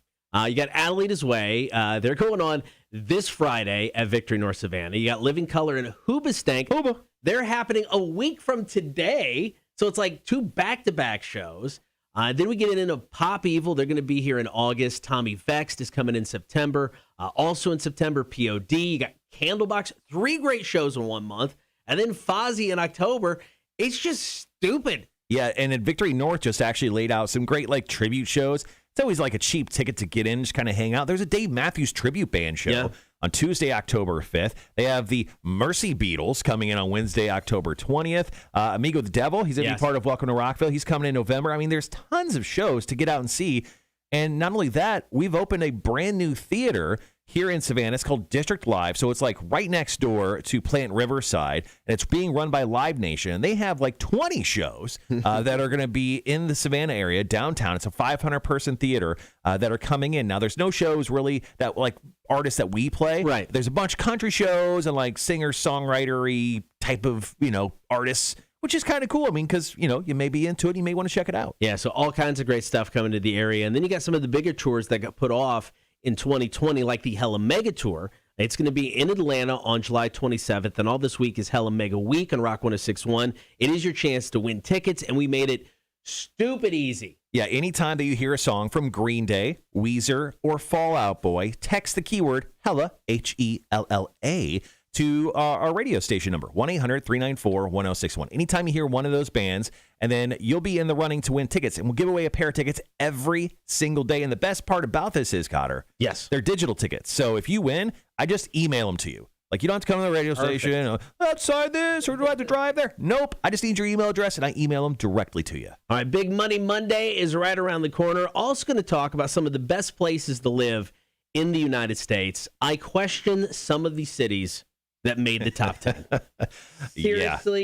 seriously question some of them. So details coming up. It is the Cotter and Marshall Show. Here's Rage Against the Machine. It's Killing in the Name of Rock 106.1. So anyway, Greg says that you can go run with him tomorrow. If you would like to take a siesta from your 2-week break, you can always go run with Greg tomorrow. Just a heads up there, pal. Yeah. Yeah, he'll get back to you. Yeah. It's a standing offer from Greg, which I appreciate. He is determined.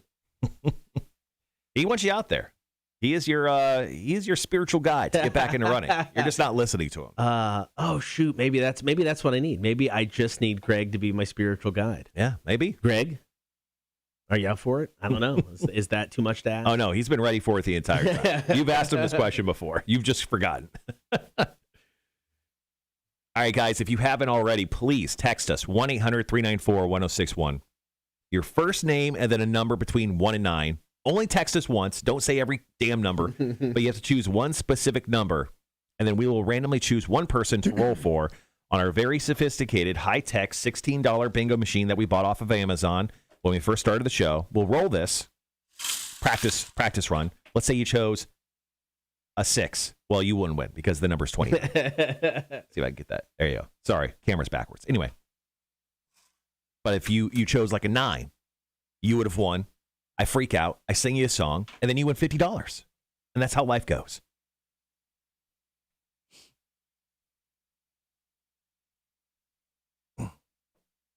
Let's see. Greg says, it's not too much to ask. Disclaimer, you do not want to be in a situation where I'm the voice of reason. Okay. Maybe I do.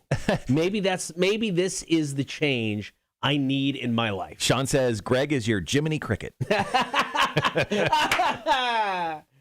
Only if he'll sing When I Wish Upon a Star. Now, Rhett is offering you something a little different. Rhett actually just chimed in. He goes, I have a standing offer, too. You're invited to sit on my couch and drink beer anytime you want. Done. I'm in on this. Okay. You're not helping, Greg? Or, excuse me, Rhett, you're not helping? All right, Greg, what's your offer? Can you top that?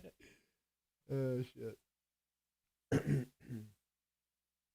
So Sandy, who's on the stream right now, is quite like you, Cotter. It seems like every time that Sandy has a chance to see Fozzie, she does not see Fozzie. Something happens, the pandemic or something comes up in her life. Now, Fozzie's coming in October, and Sandy, I think, won tickets from us feels like a decade ago to go see Fozzie.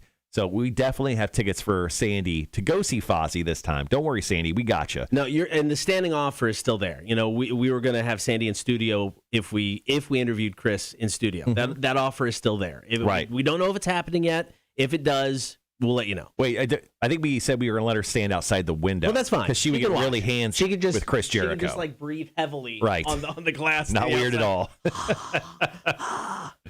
So, but no, that's still a thing. All right, we got about 2 minutes. Rhett says, I live in Bluffton, so travel is a must, but I have a guest room, so if you have a little too much, you're still good.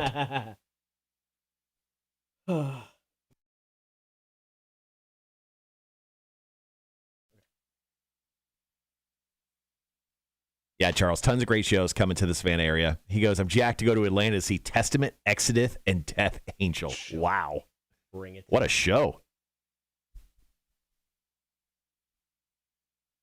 It seems like everyone wants just to give you beer. Now, Greg says he goes, and we occasionally drink some beer. I feel like Rhett and Greg, it's almost like the angel and devil situation happening, like on each one of your shoulders. I feel like these two gentlemen should fight it out for your love and admiration and your presence in their lives. It seems like they're big fans. That's fair. All right, we got about a minute 15.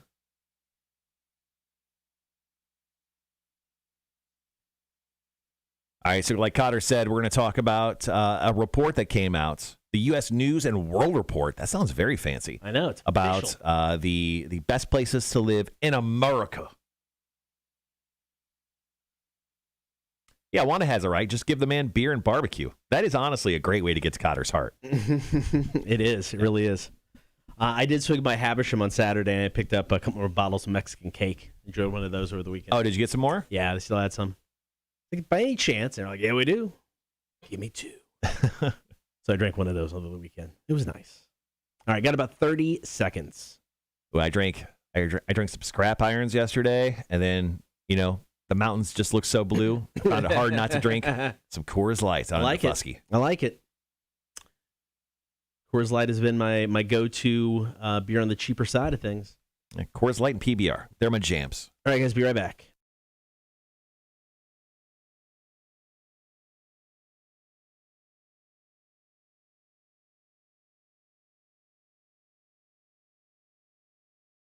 Marshall.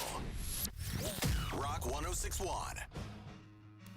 Big Money Monday. It's going to happen here in just a few minutes, so you still have time to enter. Here's all you got to do. Just text us your name. Just need your first name, and then we need a number 1 through 9, and then we're going to randomly pick somebody, and you can win a $50 gift card. Yeah, so go ahead and text us now, 1-800-394-1061. Once again, just need your first name and then a number between 1 and 9. Then we randomly choose one of you to roll for, and if you win, you get $50. All right, so U.S. News and World Report does an annual ranking of the best cities to live in, and we've got the top 10. And there's some in here that I feel pretty good about. I've actually been to, I think, 4 of the top 10 cities. Sick brag. I know. And then there's some that I find a little questionable as to whether they deserve to be on this list. Now, Okay. I haven't been there, so I'm just, generalizing, Right. For some of it. Number 1 for the second year in a row is Boulder, Colorado. I love Colorado. Have you ever been to Boulder? No. That's a beautiful state. I went once to Boulder, and I was there for maybe just a couple days. It was like a radio convention thing, but I got a chance to walk around one of the coolest cities I have ever been to. Why'd you like it? I mean, just the probably the beautiful sights you probably love, but is there any other reason why you love Boulder so much? I mean, it was very, it was very artsy, and it was very kind of like local community minded. I mean, there you go kind of walk through this like main drag of shops, and it was like, the brick streets, not like River Street where it was just, Right. you're going to break an ankle. I mean, very nicely put together, and they had just had lined with like cool street performers. I mean, not the guy with the trumpet down in River Street. I mean, it was like guys in costume and doing, juggling and magic, and it was really, really neat to see. Sounds like a bunch of hippies. And well, it is Colorado, and the whole backdrop is just the mountains, Right. And you're just walking around going, I could live here. I feel like in Boulder, Colorado, you could just take a glass, like an empty glass, you just walk up to a river and you just get Coors Light. Like just Coors Light fills your glass. You're like, and that's why so many people live there. I feel like that's a secret no one's talked about. That makes so much sense. Because it's a secret. All right, number 3 on the list. I've never been to Alabama, but I question any place in Alabama getting this high on this list, let alone number 3. Huntsville, Alabama. I've had a really weird experience with Huntsville, Alabama just recently. So Okay. I was in Chattanooga a few weeks ago on a little vacay, and I had an Uber driver who's like, "Hey man," I go, crazy. Chattanooga's crazy tonight, huh? I go, so what do you? How you doing? How you doing tonight? He's like, it was pretty good. I just got up here from Huntsville. I go, Huntsville? He goes, yeah. He goes, Chattanooga's so busy, I drive 2 hours north to Uber in Chattanooga. What? And then he told me about how Huntsville, Alabama is giving all these companies huge amounts of money to come put their businesses there. Apparently, Huntsville, Alabama is exploding right now.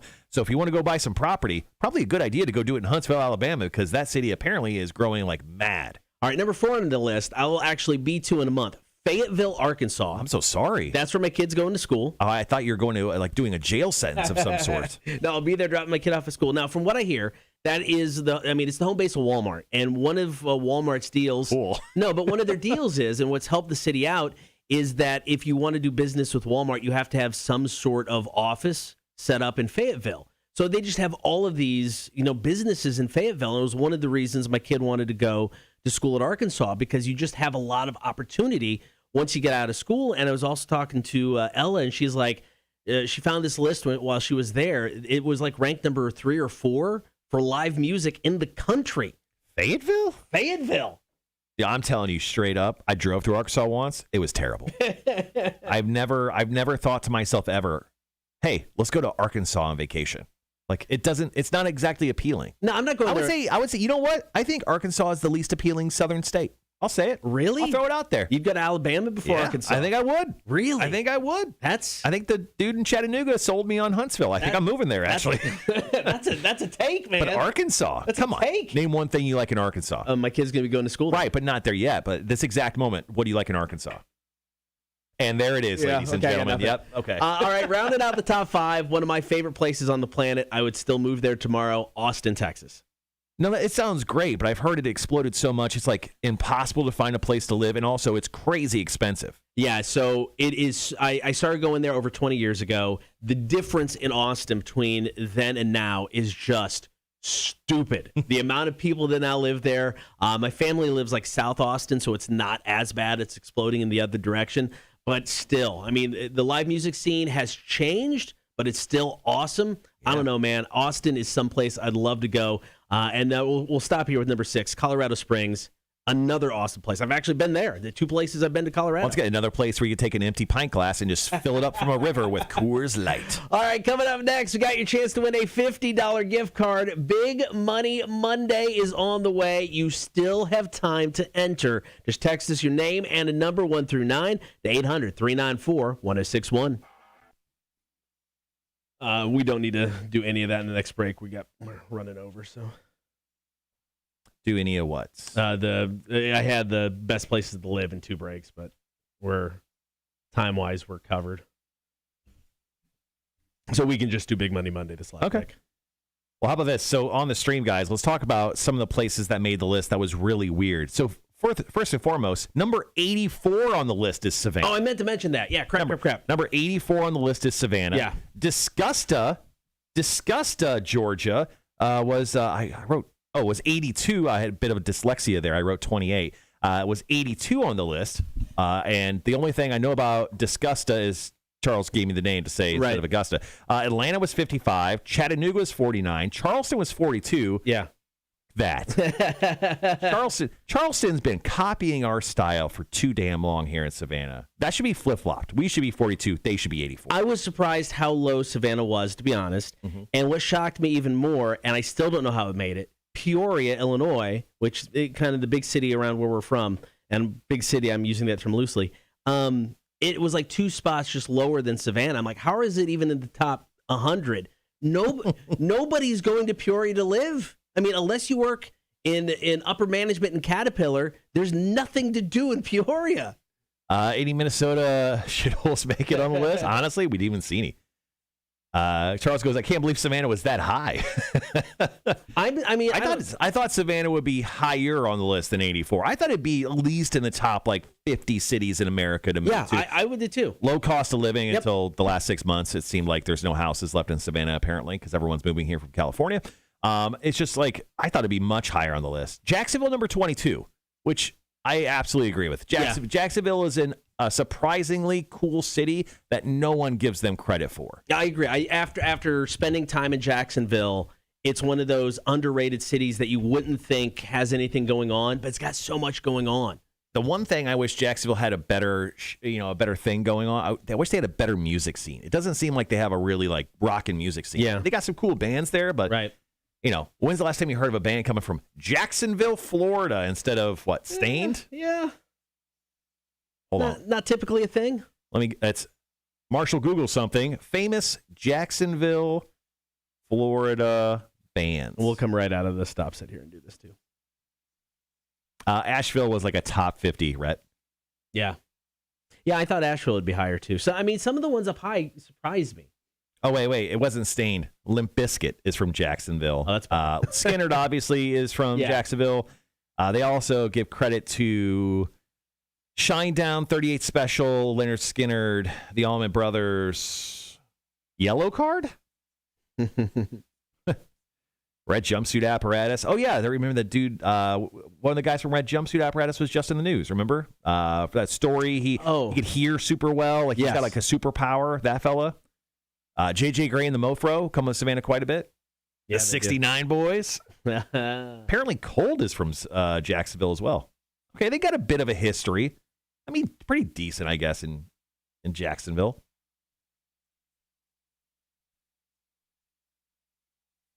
Jeremy says, here's a cool idea for our text call-in segment. What's the most scariest thing you've ever done on the job? All right. We'll get around to that one. I like that.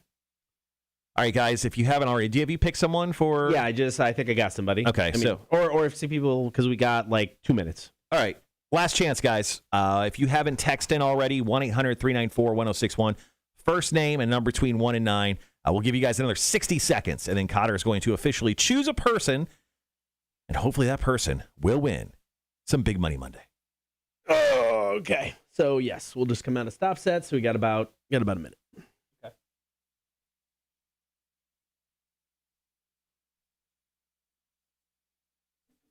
Well, crap.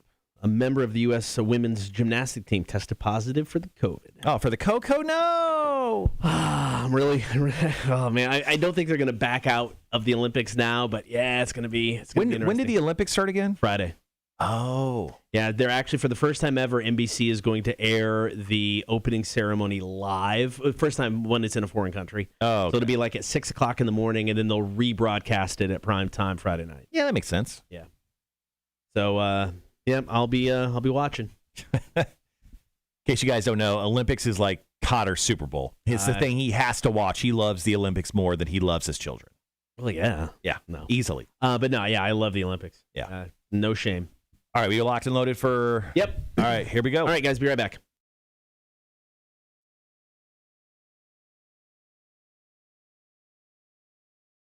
Rock 1061. Big Money Monday. This is your chance to score a $50 gift card. We do this every Monday. It's really simple. You just text us your name along with the number 1 through 9. We randomly pick one person. Marshall spins the wheel. If we get the number they picked in any form, Yep. they score the gift card. All right, Cotter, who are we playing for today? Today, we are going to be playing for Toby. Toby? And Toby picked the number 7. Okay, lucky number 7. All right, guys, once again, Big Money Monday. We bought a $16 bingo wheel from Amazon.com. That's right, Amazon. They're putting an Amazon facility here. That's true. That's true. Maybe we can get a discount. Anyway, we bought this thing, and then we are going to roll it for hopefully Toby's chance at winning a $50 Visa gift card. This is our boss's money. Yes, it is. I take his credit Yeah, card so and I go awesome. purchase it, a Visa gift card at Kroger across the street. So when we have a winner, hopefully this is the day that Toby wins $50. Here we go. All right, come on. We want a 7 for Toby. Want a 7? Ladies and gentlemen, the number? It's 23. Toby, I'm so sorry. Toby! So sorry. We failed Toby. We did. Toby, I'm so sorry, but that's just the way the wheel runs. I feel bad. But here's the good news. We do this every Monday. That's true. So all you got to do anytime, even just throughout the week, especially as we get into the weekend and then on Monday, all you got to do is drop us a text. First name, number 1 through 9, 800-394-1061. We'll select somebody next Monday for another round of Big Money Monday. Coming up top of the 8 o'clock hour, Marshall is back. The Wheel of Florida. We'll play that next. Cotter and Marshall Show, Rock 1061. Oh, man. Damn it, Toby. Dude, we failed you, dude. I'm sorry. Sorry, Toby. I mean, nothing makes us happier than giving away our boss money. Dude, we get so excited for it. The sad thing is, we're not playing next Monday. Cotter is off on another vacation. Yeah, Another vacation. Sorry, guys. It's Jesus. Hey, man, we're trying to cram Well, in. not everyone can make as much money as we do per show. So once again, and we have to say this once per show for legal reasons, we make $1,500 per episode of the show we do. Something like that. Yeah, $1,500 American dollars per person. So Per person. yeah, that's why I went to Defusky yesterday. Private yacht. I was looking at a place to buy over in Defusky. You Well, know? I bought a couple. No, okay, I get it. Okay, it makes sense. That makes Flip sense. them into air. All right, Wheel of Florida. We're going to talk Money in the Bank recap. The pay-per-view last night. First pay-per-view back since they had a live crowd. SmackDown on Friday was their first live crowd back.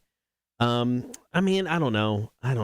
It's like, well, here's my thing. It's like there were some good matches. Yeah. It's not an event I'm going to go back and rewatch. And it's just like you see what AEW is doing. And I get it. They're not the same thing. I mean, WWE has admitted it many times. They don't consider themselves a wrestling company anymore.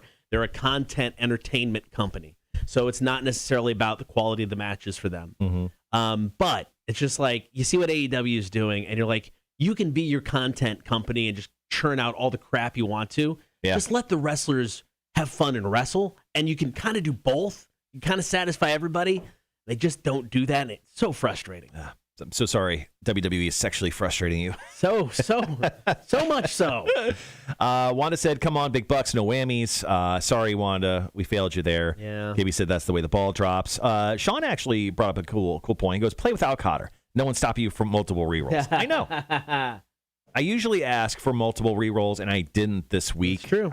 I feel like I'm slightly broken from Cotter from having to ask that because he's never gone like, you know what, do it, let's go. He's never. Maybe one day. Maybe one day. Maybe one day. I don't know. I just not with Toby. Sorry, Toby. I screwed you over. Here's the deal. My bad. Here's what it is, guys. If I ever luck out and my wife allows me to have sex with her on a Sunday, maybe I'm in a good mood on a Monday. Oh, wow. Roll twice. Well, it's Jesus' day, so he's watching on Sundays. Just so you know, that's why you can't have sex on Sundays. Is that what it is? Yeah.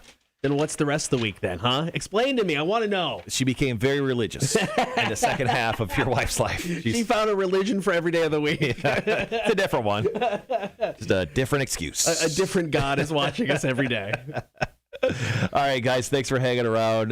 Coming up in the 8 o'clock hour, as Cotter said, we're going to talk Money in the Bank. I didn't get a real big chance to watch a lot of it, but I read what happened. I saw some reaction from the fans online about what happened. So we'll talk about that. We have the Wheel of Florida. It's back, where we have a computer wheel. Guess on whether a story is from the state of Florida or not. Last time we played, the wheel was perfect. 3 for 3. It went 3 for 3. So yeah. We'll try that again here at the top of the 8 o'clock hour. We got trivia for Living Color Hoobastank tickets and tickets to the Savannah Bar Crawl Tailgate Bar Crawl. That's coming up on September 4th.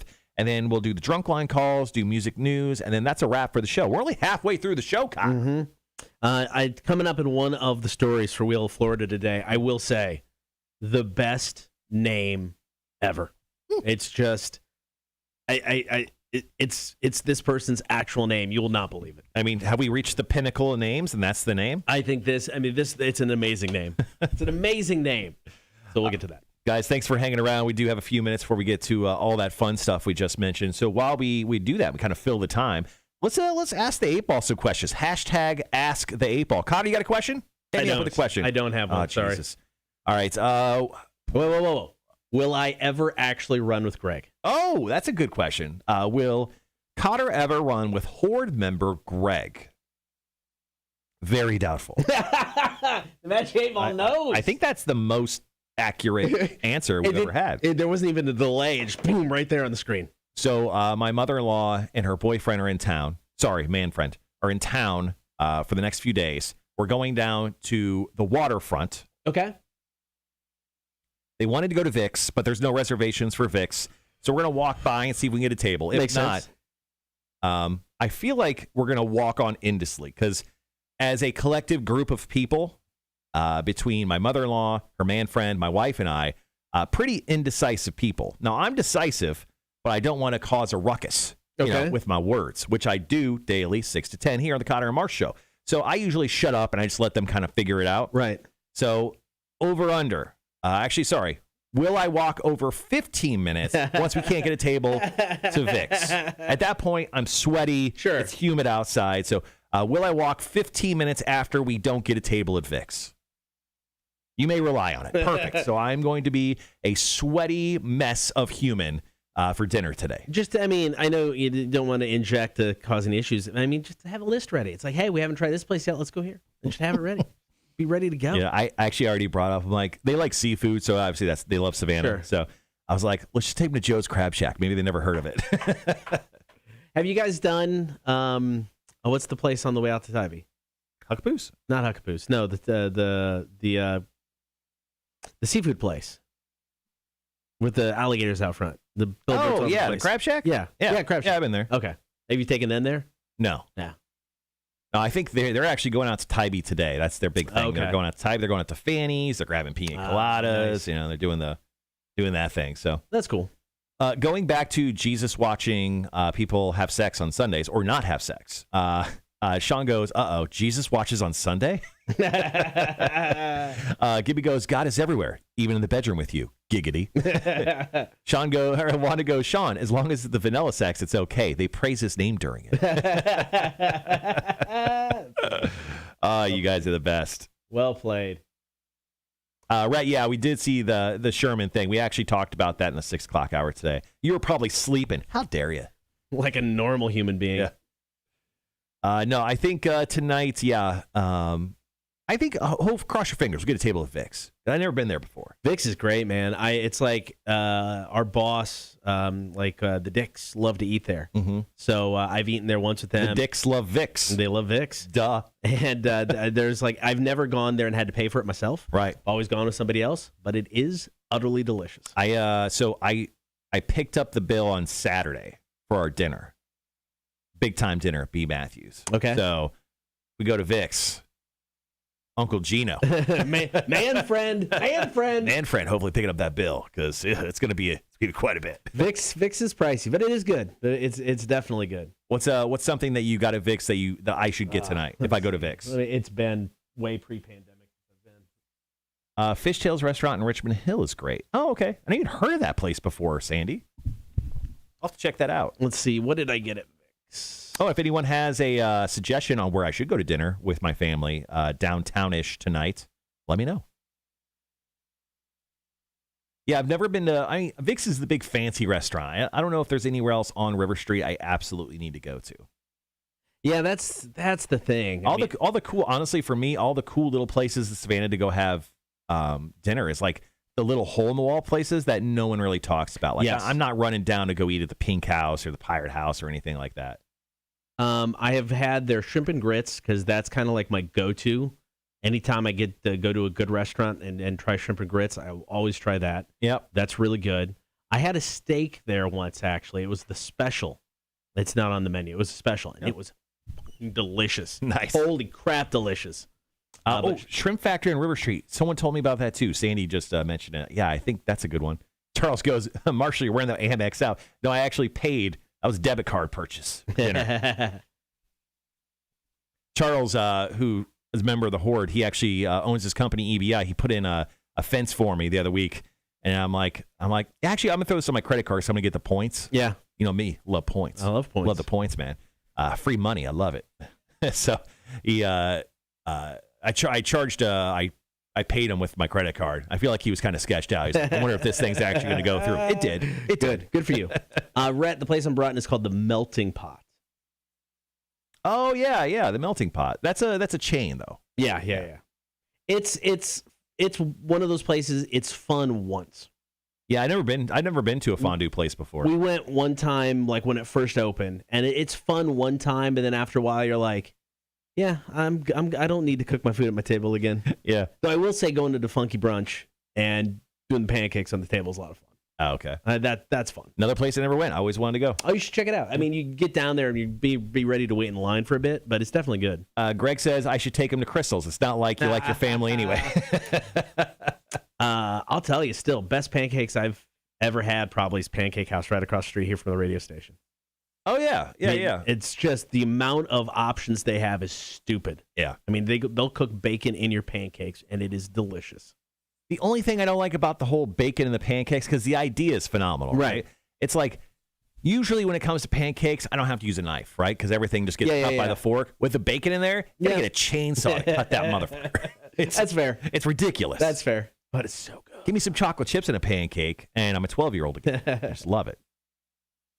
You buying tickets over there? What are you doing? No. So so the Hella Mega Tour in Jacksonville. So it's on my anniversary. Oh. So when it was going to happen the first time, a couple years ago, we were going to go. Yeah. So yes, I think I'm going to end up buying tickets. I was just looking at the cost. It'll be me, my wife, and my youngest, because my oldest will already be in Ohio. Oh, okay. So yes, I think I'm going to buy some tickets. I was just seeing what was available. Dennis said the short rib is amazing, and I have heard the meatloaf of all things is good too. Oh, are you talking about Vic's, Dennis? I'm guessing. I hope so. Yeah, do that meatloaf, dude. Meatloaf all day. Does the famous country kitchen lady still have her restaurant? Yes. Oh my God, what's her name? What's the country kitchen lady? The gray-haired old woman that we met once. Paula Deen. Paula Deen. Yeah, yes, that's still open. The biscuit place on Broughton Street is Maple. Yeah, the Maple Biscuit Company, whatever it's called. That place is really good too.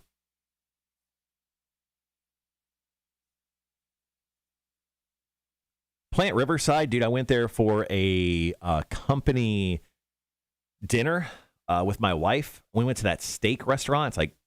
It's not. I want to say it's Smith and Wesson, but that's a gun. It's Smith and something. Right. And it's a steak restaurant. It is so good. It was so good. I didn't have to pay for anything, and I ordered drink. I think I ordered all the drinks on the menu. Might as well, man.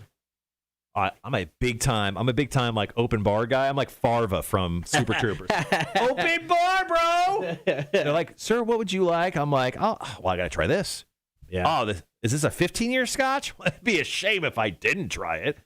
I've been alive for more than 15 years. I need to celebrate that.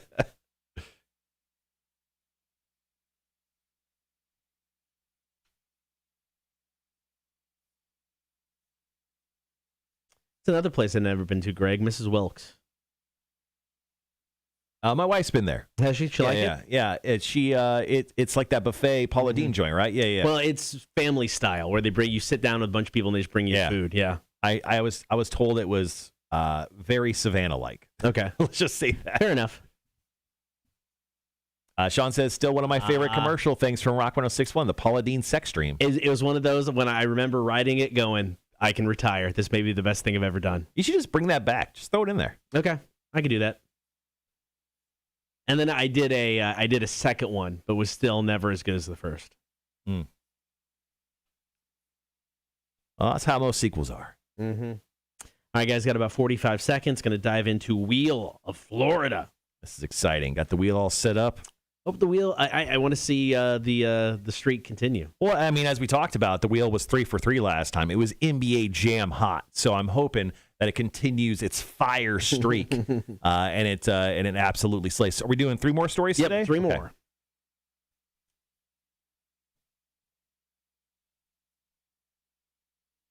All right, guys, be right back.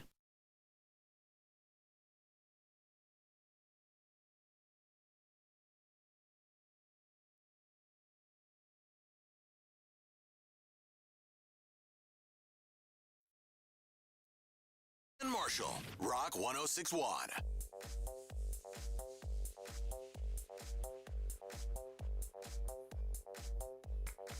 Coming up today, Wheel of Florida. We've got one of the best criminal names in the history of ever. Can't wait to hear it. It's going to be coming up for story number 3. First, don't forget, join the Horde. We are live streaming the show each and every morning. You check us out, Facebook, YouTube, and Twitch. As always, like, follow, and subscribe. While you're there, you can always listen to the show. Just download the Rock 106.1 app for free. Get us on your in-home smart speaker, or check us out at rock1061.com. So let's do this, Marshall. Are you ready to play some Wheel of Florida? We give you a story, or we give you 3 stories. You spin the wheel, and the wheel will guess if this story took place in Florida or not. Now, last time we played this a few weeks ago, the wheel was absolutely on fire. 3 for 3. It nailed it. NBA Jam hot. So hopefully it continue its streak here today. All right, here we go. Story number 1, Wheel of Florida. A 29-year-old man named Justin Pope was arrested Tuesday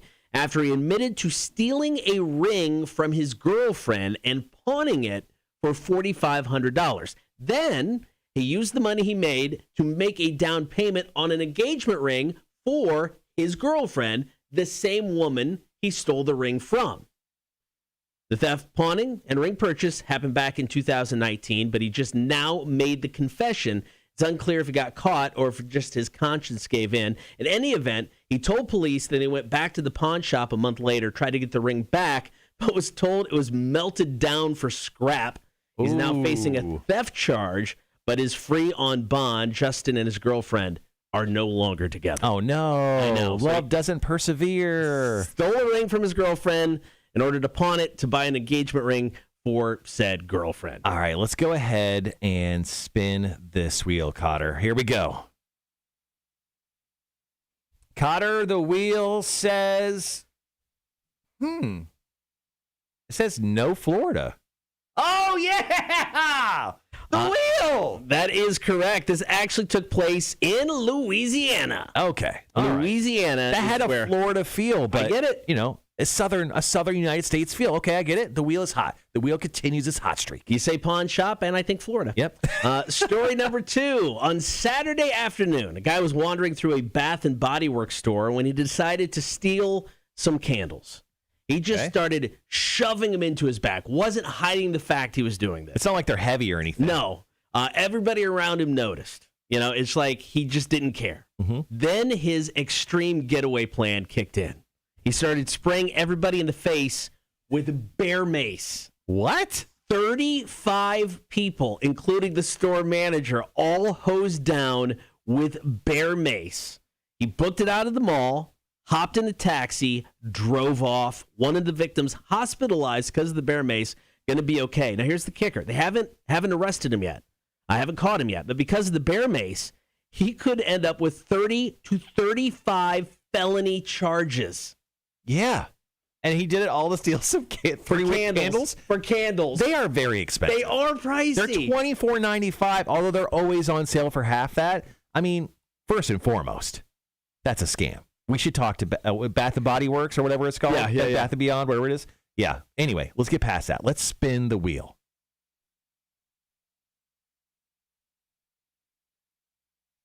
Okay. I'm nervous. Okay. I'm nervous because it says no Florida again.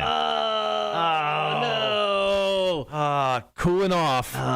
It had to happen. Couldn't keep that streak going. No longer on fire. It just went down. I was surprised with the location. Yeah. Miami, Florida. Okay. I always look at Miami as the classy city in Florida. Is there bears in Florida? Why? How did this guy get bear mace? I don't know. They sell it on the shelf at Walmart. He had it, though. He had it. All right, here we go. Story number 3. This one contains the best name I've ever read for a criminal ever. Hit me. Last month, a 30-year-old dude got busted for driving on a suspended license. His actual name, Shaft Bang Adams. No. Shaft Bang Adams. Is that 3 names? It's 2 3 names? names? Okay. Shaft is his first name. Shaft Adams. Bang is his middle name. And Adams is his last name. Shaft Bang Adams. So good. What does he go by? I don't know. His first 2 names are incredible. You got to go by Bang? Do you go by Bang? No, you go by Shaft. You go by Shaft? Yeah. I don't know. Talking to the late teens. He has a long rap sheet. Yeah, he does. He's got a lot of other things that are long. Been in and out of jail for years, so cops arrested him. And at intake, they found something illegal in his actual shaft. Wow. During a strip search, a prison guard found 4 meth rocks hidden in his junk. Like Shaft is uncut, if you will. Oh, Yeah. there's some room. Yeah, there's some room. Little pocket there. Charged with possession of meth. Like he's always wearing cargo pants. He's always got a pocket. And for introducing contraband. Like that 5th pocket on the Levi jeans. Sorry, I'll stop. No, keep going. And introducing contraband into a jail. He got out after posting bond 8 days later. So Shaft Bang Adams is this man from Florida or not? You were born and raised in Florida. Yeah, that's the name. All right, let's spin the wheel. Let's see what the wheel says. Woo. All right, I agree with this. The wheel is saying Florida. Yeah, we're back to being hot, baby. Yeah, this whole thing went down in Orlando. Yeah, it did. Shaft Bang Adams We salute you. using his junk Yeah. to hide the meth. Can you okay. Working out of jail. I mean, the strip search has got to be. I mean, there's so many bad parts about this Right. job, but that strip search, Yeah. because I mean, the dude, uncircumcised, so you got to go around digging in there. Yeah. I mean, if he hasn't bathed, that's just got to be disgusting. When they bend over and ask him to cough too, and the guy has to like get eye level with it. Oh, I'm out. Pay me enough money. I'm out. All right, coming up next, we're going to talk Money in the Bank. It was WWE's first live pay-per-view in front of a crowd since the pandemic started. We'll tell you what went down last night. His rise against Nowhere Generation, Cotter and Marshall Show, Rock 106.1. Greg says, "Shut your mouth. You're talking about Shaft." All right, this is a complete, inside stuff here. For the first time, I heard what it sounds like. Mm-hmm. Holy crap! Yeah. Oh my God! I had that jacked up as high as it would go, and all I hear is, and then it's like with the dinging for the winner. Mm-hmm. Ding, ding. That was it. That's how bad it sounded. Yep. Okay. Glad I did this, guys. All right, that's not positive vibes. We'll get to It's not. It's we'll get to not. yelling at someone later for that.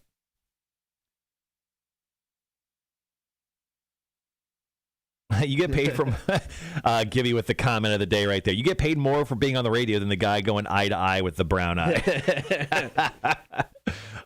Gibby, thank you for that. We needed that this morning. All right, guys, up next, we're going to talk about Money in the Bank. WWE is back. They're going to make their way to Savannah. They're actually in the southeast. They're going to be in Charleston and a couple other places. The WWE will be stopping by Savannah. I can imagine. My guess is probably early next year. That's my guess right now. WWE early next year, if not sooner, because they were supposed to go, if you remember, right when the pandemic started, which was in March. The WWE was supposed to come in April. Yeah. That was the original date prior to the beginning of the pandemic. And then they moved it to October. And then obviously it fell off the books completely because the WWE hasn't been able to tour. Now that they are back touring, I can see the WWE stopping in before the end of this year. But I bet you with the new Civic Center, I bet the WWE may wait and just book the new Civic Center because of the better facilities. I makes sense. Definitely makes sense.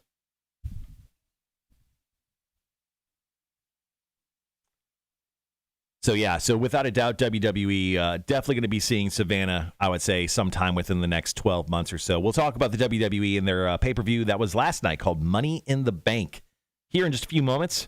We'll also play some trivia at the end of the hour with Are You Smarter Than a Community College Dropout Trivia, brought to you by Savannah Bar Crawl. Love those dudes over there, Waldo and Brian.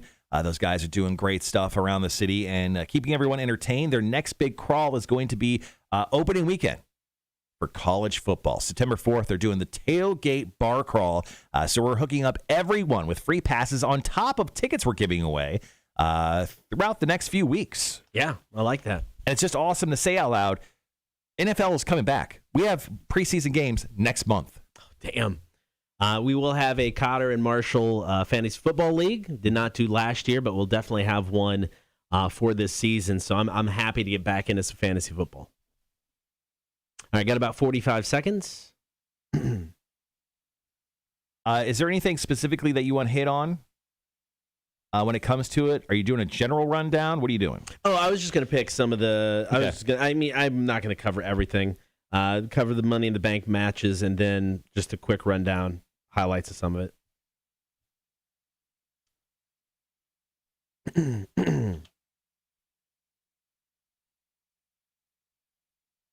All right, guys, be right back.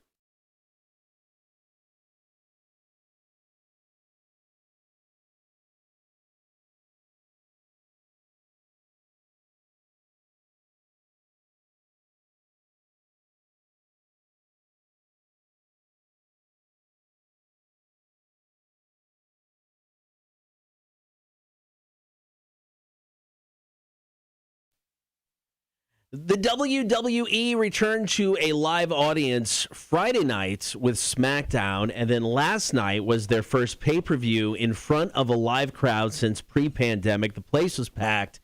It's great to have the live crowd back for wrestling. I mean, yes, every sport is going to benefit from fans cheering, but I think with pro wrestling, it even benefits even more because it can help dictate a flow of a match. It can, help just your watching experience as everybody's cheering. So it was cool to see the live crowd back for Money in the Bank. Last night, it's one of my favorite pay-per-views. They've got the two Money in the Bank ladder matches, men's and women's. The winner gets the briefcase, guaranteeing them a title shot anytime throughout the next year, whenever they want to do it. I've heard WWE makes them carry this briefcase wherever they go. They have to check it at through an airport. They have to have it on them at all times. That's awesome. I think that is utterly amazing. So last night's show, yes, it was great to have the crowd back, but not a show I'm going to go back and rewatch. It kicked off with the women's Money in the Bank match, and it's just like the names involved in the match. It was just, it was underwhelming. The match wasn't booked that well. It was just kind of a cluster. The match usually is. You get 8 people in a ring and a bunch of ladders. It kind of gets out of hand pretty quick. But Nikki Ash, almost a superhero, used to be Nikki Cross. She scurried up the ladder when all 7 of the other people were up there and grabbed the briefcase for the win. I was surprised they gave it to her. Okay. I thought there was other people in this match that would have benefited more, but it was an okay way to start the show. Bobby Lashley took on Kofi Kingston. This was for the WWE Championship. A lot of people really thought Kofi was going to come out of here with the title, and because Big E's in the men's Money in the Bank ladder match, so I think a lot of people thought they eventually would, maybe break up the New Day and see them clash. Dude, it was a 7-minute squash match. Kingston just got his ass kicked. Yeah, this is sad for him, especially a guy that used to be a champion and people love so much. It's weird that they don't give this guy the time of day in the WWE. I get it. I get what they did, and I think it made sense for the Bobby Lashley character, so I respect it there, but I agree 100%. It's like Kofi. It's like the thing they did with Daniel Bryan. You don't know what you got. Fans are behind this person, but you're like, nope, it's not where we want to go, so we're not going to do that. So it was unfortunate, but still made sense at the same time, in my opinion. Women's title match, Charlotte Flair beat Rhea Ripley by submission. It was an okay match, in my opinion. I'm over Charlotte Flair. I'm over. I think she's incredibly talented. She's really good at what she does, but she always wins. Yeah. She never loses, and it just gets boring. Yeah. No, I get that. I get that a lot. Yeah, I saw the headline that she won last night. I'm like, why? That was my exact reaction. I mean, why? You have somebody in Rhea Ripley who is new and is talented, exciting, a great character, and she's now lost to Charlotte twice in big-time pay-per-view matches. The men's Money in the Bank ladder match. Now, right before this match started, watching on Peacock, everything just started glitching. And I'm like, is something wrong with my internet? And I turned it off, turned it back on, went to Twitter, found out everybody in the United States watching on Peacock, it glitched for everybody. Ooh. So the match, the pay-per-view is named after.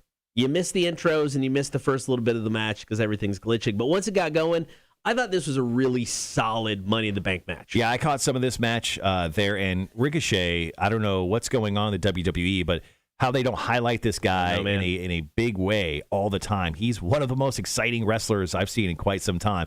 I don't watch a ton of wrestling, but I chimed in and watched a little bit from my phone in bed and watched this match, and this dude is incredible. I was sad to see that he didn't win.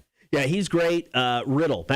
It's like you're surprised by the people that the WWE really get behind. I mean, Matt Riddle was supposed to be in the WWE years ago. Matt Riddle loves his weed, and he didn't make the cut years ago because of marijuana.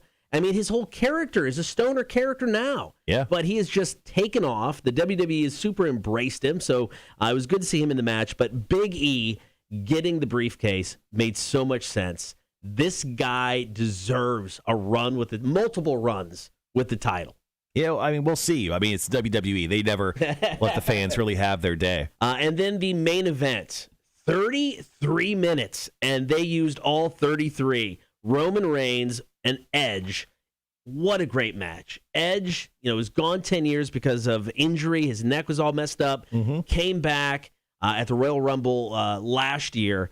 Dude can still go. I mean, it's unfortunate that it had Rollins interfering to kind of, give Reigns the win. Right. But still, that match was great. And then the big surprise at the end of the night, he's back. John Cena. Yeah, there's a lot of rumors that John Cena was going to come back. He's mostly out there to promote his new film, The Suicide Squad, which comes out on HBO Max here in a few weeks. Do we need John Cena really in the WWE anymore, Cotter? Full-time, no. And he is here to get his ass kicked by Roman Reigns at SummerSlam. That's why he's here. That's what he's going to do. After SummerSlam, we're not going to see him again for a while. So right. He's there to put Roman Reigns over. In that capacity, I'm all for it. I mean, if they decide, let's give him another run at the title, please no. Never do that again. But so he's definitely winning the title. He's definitely winning. No, don't say that. No. All right, coming up next, we are going to talk Hella Mega Tour. It's Hella Mega Week in Rock 106.1. Tell you how you score tickets for Green Day, Weezer, and Fall Out Boy. It's the Cotter and Marshall Show. Rock 106.1. All right, guys, thanks for hanging around with us on the stream. Appreciate that. Hella Mega Tour. Then we're playing some trivia here in just a little bit. I'm going to use the restroom real quick, and I'll be right back. Hella Mega Tour. When they first announced that, I was like, yes, please, all about it. So super excited. It's happening July 27th in Atlanta. Those are the tickets we have to give away. Actually going to be in Jacksonville as well on July 31st.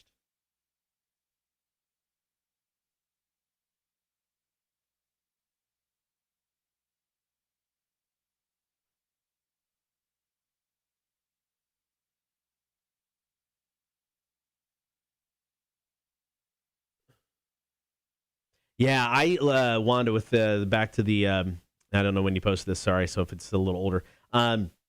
Yeah, all kinds of stuff with Peacock last night. It's like I thought it was my own internet. I mean, I went to Twitter just to check, and it was everybody. So yeah, it was all kinds of crazy.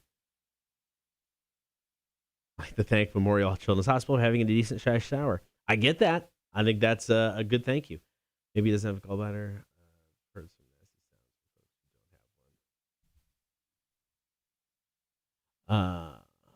nasty sounds. My wife got her gallbladder removed years ago. It was the best thing that has ever happened to her. She had so much stomach pain, and she just thought it was stress and thought it was ulcers, but it was gallstones, man. And she just so happy. It was the best thing to happen to her. She's doesn't have that anymore.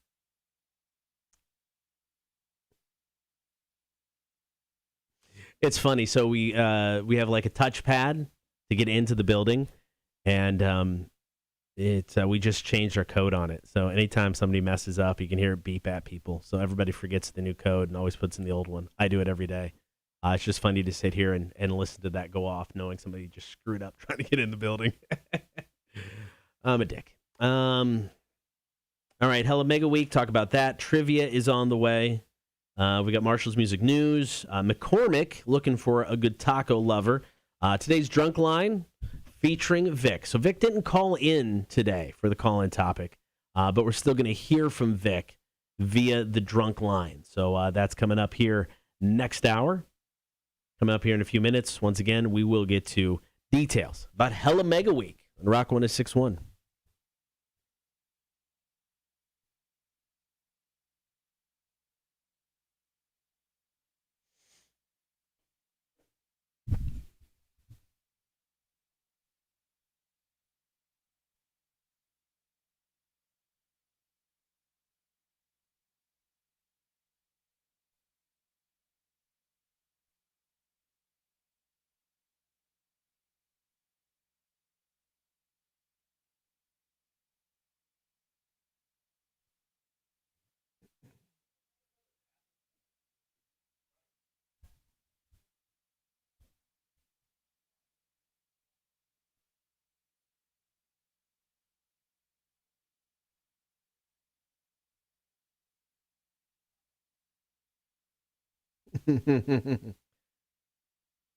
So A-Dub is out all this week. So in theory, our restroom should get a break, but I don't know. There's some sort of discussion in the hallway about it, so I'm not sure what's going on. You're saying A-Dub's out all this week, so you would think our restroom should be, not horrible this week. I've gone to the restroom twice today. Okay. One time was at 6:54 and the other time at 8:23. Sure. And Stacy has knocked on the door each time. Like, what the hell, man? Yeah, you know what? I had to go too. You know what? First. Was there first. Woo. You see that comment from Charles? Tim Jr. was moonlighting for Peacock last night. That's effing funny. All right, so what is it? 30 years ago, the first Lollapalooza was held. So here's the lineup. Jane's Addiction, Susie and the Banshees, Living Color, Nine Inch Nails, Ice-T, Butthole Surfers, and Henry Rollins Band. Still a pretty solid lineup. Interesting. Right? Was that also in Chicago? Did it say? Let's see. I'm guessing it was. All the Lollapaloozas that I've ever known. Yeah, in you Chicago. would think. Yeah, I don't know. Because in the beginning, did it tour in the beginning? Or was it just a one-off festival? It toured for a little bit, didn't it? Or did multiple cities? It was just a one-off, yeah. Was it? Okay. Lollapalooza is now being done across the world. It's being done in South America and a few other places. That. Charles, award winners get the shitter first. I've first and foremost, I highly recommend no one go in the restroom right now because I had to take care of some business. But yeah, I mean, firsties, man. If that thing's open, you can stay in there as long as you want. That's the rule. All right, guys. Thanks for hanging around with us. Appreciate that. What do we got up next? Talking Hella Mega? Hella Mega Tour. Got about 4 minutes. Yeah. Yeah. Oh, this Saturday, I'm going to be broadcasting live from 11 until 1 over at the Savannah Mega Comic-Con. This is at the Savannah Convention Center. So it's across the water from Bay Street. People always get it mixed up because they changed the name of it. It used to be the Savannah International. Anyway, it's a stupid name. It's now the Savannah Convention Center. It's right across the water on Hutchinson Island. That's where the Savannah Mega Comic-Con event is happening, both Saturday and Sunday. Tickets are fairly cheap. I think it's somewhere around $15 to get in. That's not bad. So that is both Saturday and Sunday. I'll be there Saturday from 11 until 1, broadcasting live. Nice. So yeah, I'll be there hanging out, chilling at the con. Yeah, it should be a good time. CEW, I believe, is doing a show there. Not sure the start time, but they'll be there. So, a lot going on. Yeah, Coastal Empire Wrestling is going to be there, yeah. Plus, they got a bunch of, like, old-school wrestler guys that are going to be at the con this weekend, like, signing autographs. Yeah. Like Arn Anderson, Sergeant Slaughter, Kevin Nash, like, all the old-school wrestling guys. Tony, who puts on the con, he's bringing a bunch of those guys in. Bringing the guy who played... did he play Atreyu? What's the name of the dragon? Was it the dragon's name? No, Atreyu? the kids Atreyu. What was the dragon's name? I don't remember. I haven't watched Neverending Story in forever. Falcor. Oh, there you go. Does it hold up, or is it? I don't know. Does it hold up? I guess that's my question. There has been 2 sequels. Huh. Neverending Story 2, the next chapter. Neverending Story 3, Escape from Fantasia. People also ask, is Falcor a dog or a dragon? Falcor is a luck dragon, not a dog. But he's also part airplane. The 43-foot-long luck dragon's face looks like a lot like a dog, but according to source material, his official breed is 0% canine. glad they made that. Okay. Yeah, he's a luck dragon. Rhett, no, we're doing the family vacation thing this weekend. Sergeant Slaughter will be there, and one of my legit all-time favorite wrestlers, Arn freaking Anderson's going to be there, and I don't get to meet Arn Anderson. If I run into Arn Anderson, is there something you want me to ask him? Is there like a question of some sort that you've always wanted to ask Arn? That's a good question. Let me ponder that. There's a good chance I may run into to Double A. Ask him if he'd give you a spine buster right there on the floor.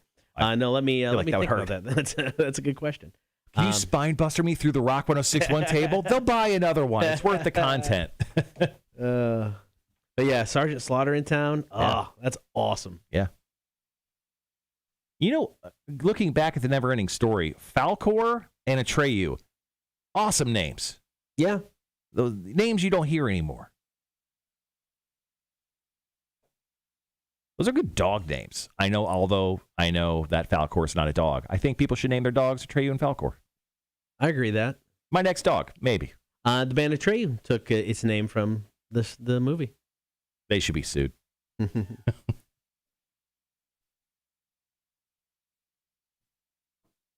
I got about 30 seconds. For the Hella Mega Talk? Hella Mega. Got to promote the station, guys. They pay us the $1,500 a show, so got to talk about this shit.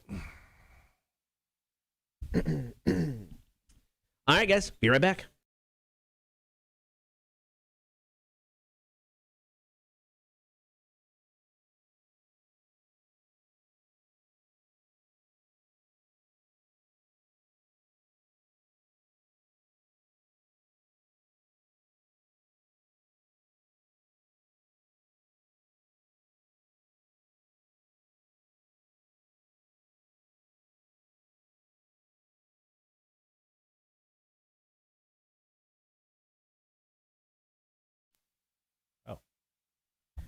Connor Marshall Show, Rock 106.1. Sorry there, guys. Sorry. I'm losing it. I'm just losing it there. All right, craziness going on. All right, so here's the deal. Hella Mega Tour is going to be in Atlanta. It features Green Day, Fall Out Boy, and Weezer, July 27th at Truist Park. Your chance to score tickets all this week. It is Hella Mega Week. on Rock 106.1. Yeah, so anytime you hear Green Day, Weezer, or Fall Out Boy, go ahead and text us, 1-800-394-1061, the keyword HELLA, H-E-L-L-A, and you are going to win yourselves, well, hopefully win yourselves, a pair of tickets to go check them out in Atlanta. We'll choose one winner per day. So once again, anytime you hear Green Day, Weezer, or Fall Out Boy, text us the keyword HELLA for your chance to win. All right, coming up next, going to play some Are You Smarter Than a Community College Dropout? Get ready to call in and play. Cotter and Marshall Show, Rock 106.1. Here's the Pretty Reckless and Death by Rock and Roll. What was happening there? I don't know. I couldn't hear ourselves. Could you? Well, I couldn't hear it because you didn't have the mics on. But usually when I turn this on, you can hear that right away, and I didn't hear it. Yeah, it was. That's what confused me. The whole thing was weird, but like, I don't know. You just didn't have the mics on, and that's why I thought I wasn't hearing anything. Yeah, usually you can hear it. Yeah. That's what confused me, because usually you can hear that, and I don't know why you didn't. Hold on a second. I don't know. That was weird. My apologies. Yeah, I just thought you were having a senior moment there. I'm No. like, turn the mics on. No, That's why we couldn't hear anything. No, I just couldn't hear anything at all, and yeah. Weird. All right, so it's been known for years that all kinds of crazy sex happens in the Olympic Village during the Olympics. I mean, they blow through massive amounts of condoms because it's just a bunch of athletes with pent-up sexual energy. Sure. I just saw this headline. No condoms will be distributed to athletes until after the games. Athletes will sleep on anti-sex cardboard beds in Tokyo. Excuse me? Yes, I don't know. All right, so that could be a story for About Last Night tomorrow morning. I'll look into it some more. That's funny. I didn't know that was a thing. What, the anti-sex beds? Anti-sex cardboard beds? Yeah. Rhett says if y'all had a producer, that would not happen. We're going to work our way towards that producer one day.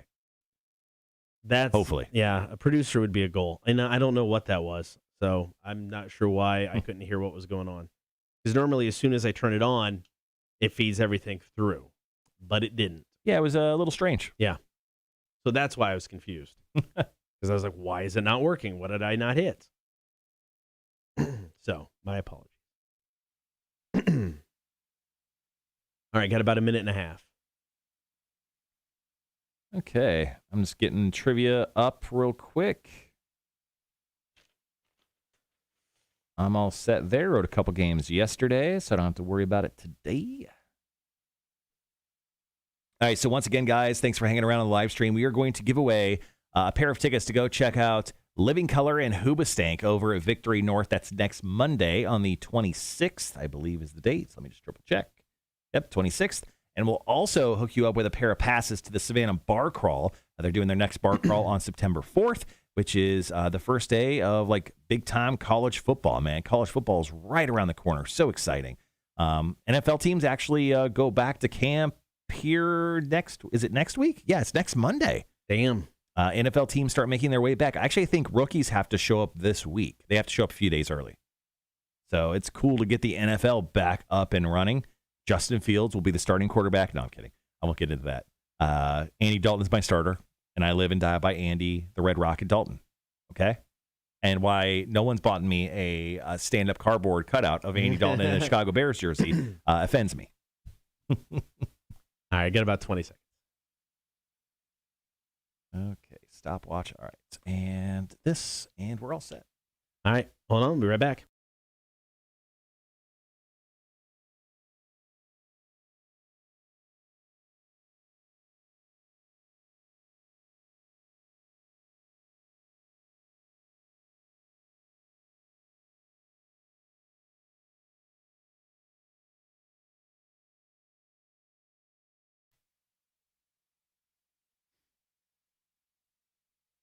It is the Cotter and Marshall Show, Rock 106.1. It's time to play Are You Smarter Than a Community College Dropout? If you would like to play, all you've got to do is give us a call right now. 1-800-394-1061. Not only will we hook you up with tickets But just for playing. You don't have to win or beat us. Just for playing, you'll win tickets to go see Living Color and Hoobastank over at Victory North Savannah next Monday. But we'll also give you passes to the Savannah Bar Crawl. Their next big bar crawl is happening September 4th for tailgating. Tailgate Bar Crawl, the first big weekend in college football. We'll hook you up with 2 passes to that, 2 tickets to see Living Color and Hoobastank over at Victory North just for playing with us right now. All right, 800-394-1061. Are you smarter than a community college dropout? Rock 1061. I have no idea.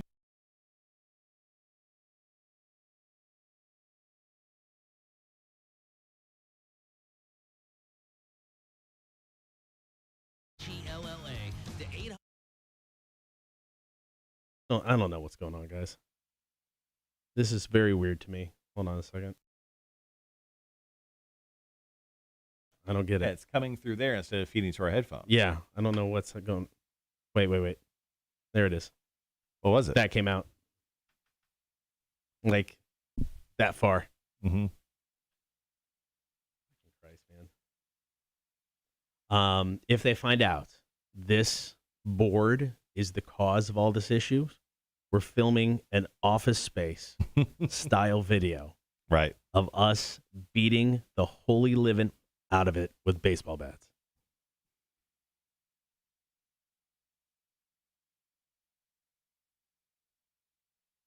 Just saying. The studio cake count, I think, is good, Reds. No. This isn't affecting the cake count. For the time being. When are we supposed to find out more on the whole studio? Well, he tried the one thing this weekend. Obviously, it did not work. He's going to hopefully fix it, he said, Monday. So today. We'll see. Okay. Because we're getting no calls. I don't know if there's anybody fucking listening to the on-air side of things anymore. Probably not.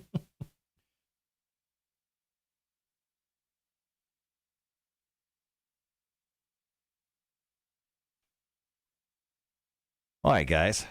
Trivia going on. If one of you Horde members would love to jump on, win yourself some free stuff, and take on one of us, feel free to call us up, 1-800-394-1061. We got that going on. Then we'll jump right into the last hour of action. We'll talk about McCormick looking for a taco ambassador. We'll play some drunk line phone calls from the weekend, and then Limp Bizkit, Lizzie Hale, and MTV Cribs. We'll be talking about all of those in Marshall's Music News to wrap the show up today.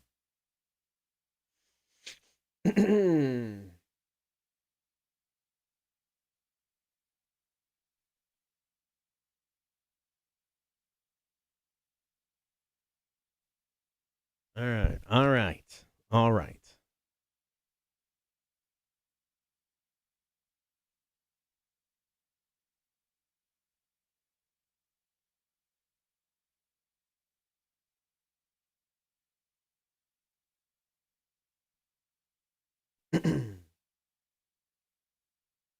Your allergies are obviously still bothering you, huh? Yeah, a little bit. I didn't think you really had ever allergies. I don't know what it is. It's just been stuffy and whatever over the past week or so.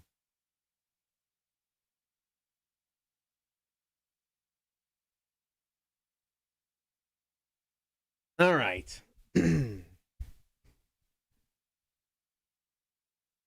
See, 2 minutes before we head back into music. I mean, we could probably do a super quick out of the break. Yeah, let's try it one more time. See if we can get somebody. But they'll have to call in within the minute, a minute. We don't have much time after that.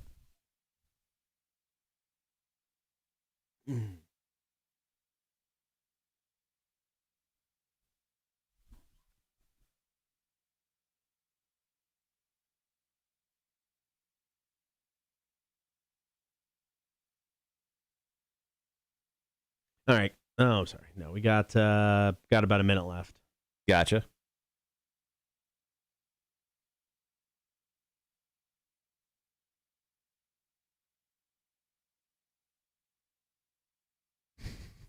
I'm looking at new promotional pictures for Green Day right now, and Mike Dirnt, the bass player of the band, has decided to draw on a fake curly black mustache, pencil-thin mustache onto his face for the promotional pictures.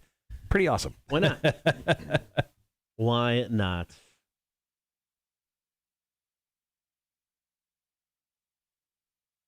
All right, guys, we're coming out of commercials. We're going to what we call solicit for a phone call for trivia. Obviously, seem to be having an issue or two, but nothing major when it comes to the station. Also, that's nothing new. Apparently, we've been living this life for the last 3 months. Yep. Be right back.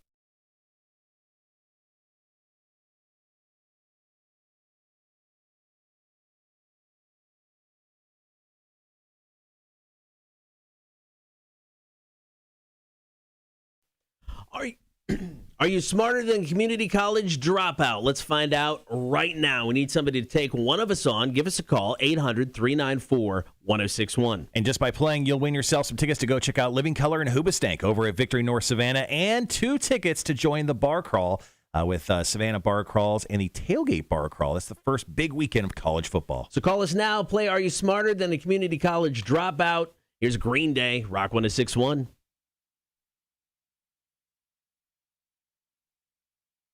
So we'll see if we get a call here, and if not, we just take. I'm guessing we're taking each other on then. Yeah, we're gonna have to.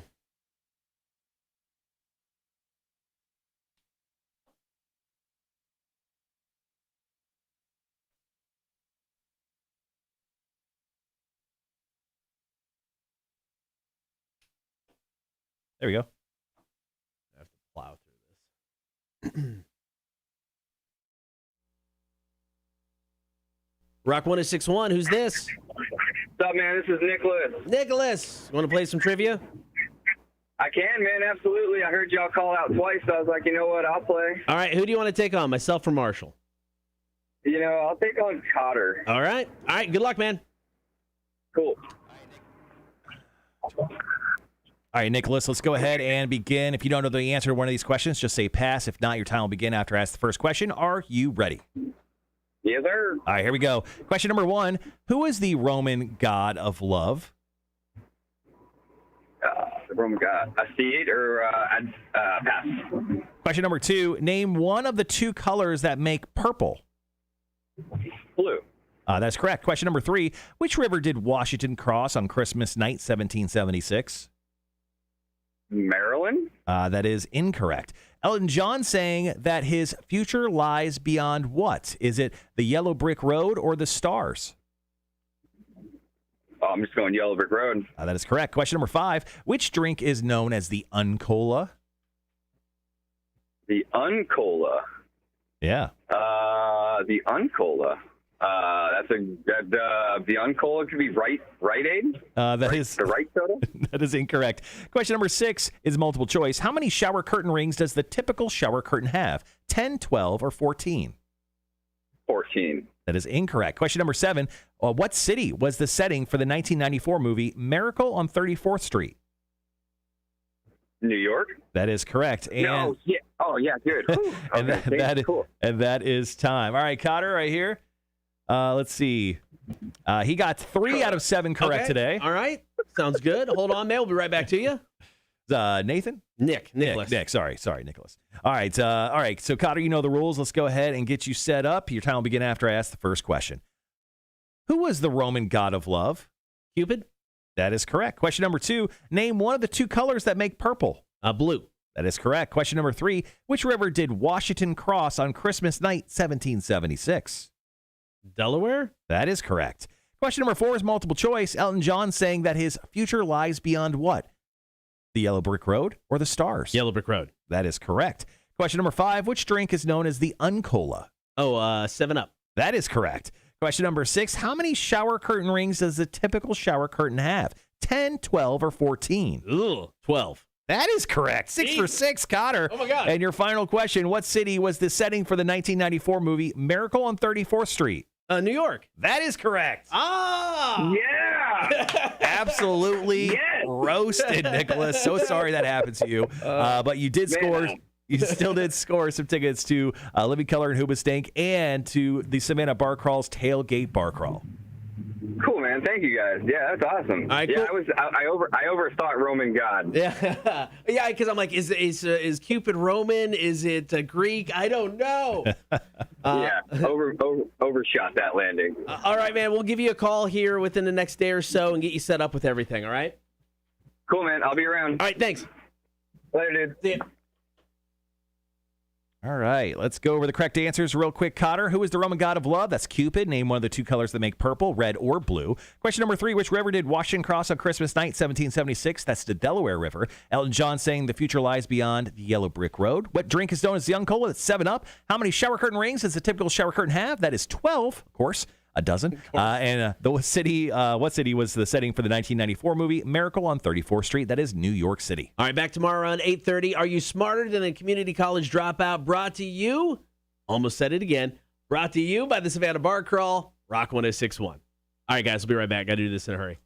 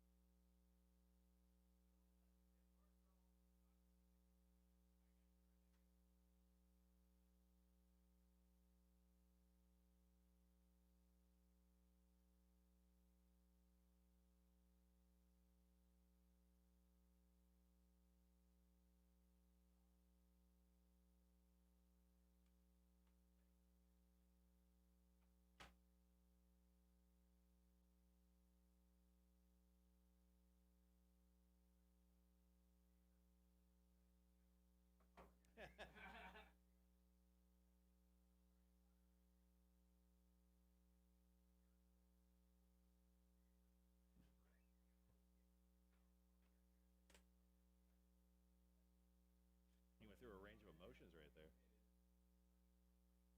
Ooh. How's my mic still on? I'm getting picked up on the live stream right there.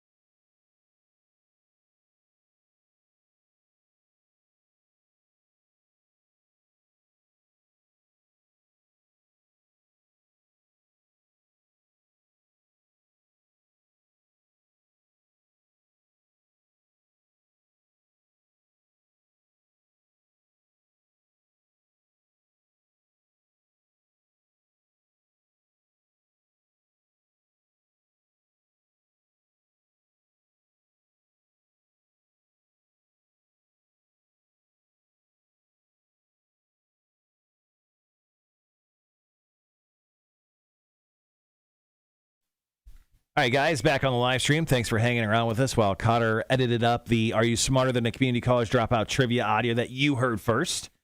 So, of course, we love you guys for hanging out on the stream, hanging with us every single morning, so you get to hear it first. Then we play it back on the air, just in case you guys decide to cuss, or the person that plays decides to cuss. All right, so since I was able to hear what everything sounds like, if Tim does not get this fixed over the next couple days, we can't play drops or audio until it's fixed. I mean, we can be live, that's fine, but we just can't play anything off the hotkeys. We can do it today. Why is that? Because the I get now what it sounds like and how bad it is. Oh, okay. And I mean, it's weird because when I played the calls back, it was fine. But when I played the other stuff back as we were talking, it wasn't as good. Wonder if there's so if you're on the mic at Southbound, so they've got their system set up to where the music's playing. Yeah. And when you click the mic and go, the music instantly drops in volume. Mm-hmm. I wonder if there's some sort of the processing is doing that to what's coming out of this hotkey. So when we play a call, we're not talking over the call. So the call can play, like when we played Charles's call earlier today, it sounded fine. Right. But when we played, or the drops, or when we played the drop from Richard Sherman, we're not talking over that. But when we played the wheel, when we spun the wheel for Wheel of Florida, and when we played the right and wrong, we were talking that entire time. So I wonder if the processing is just dropping the level of that element that's playing because we're overpowering it. Does it make sense? Yeah. Still, I don't know how to fix that. I'm not the guy to fix it. That may not be the problem. But that wouldn't surprise me if that was an issue.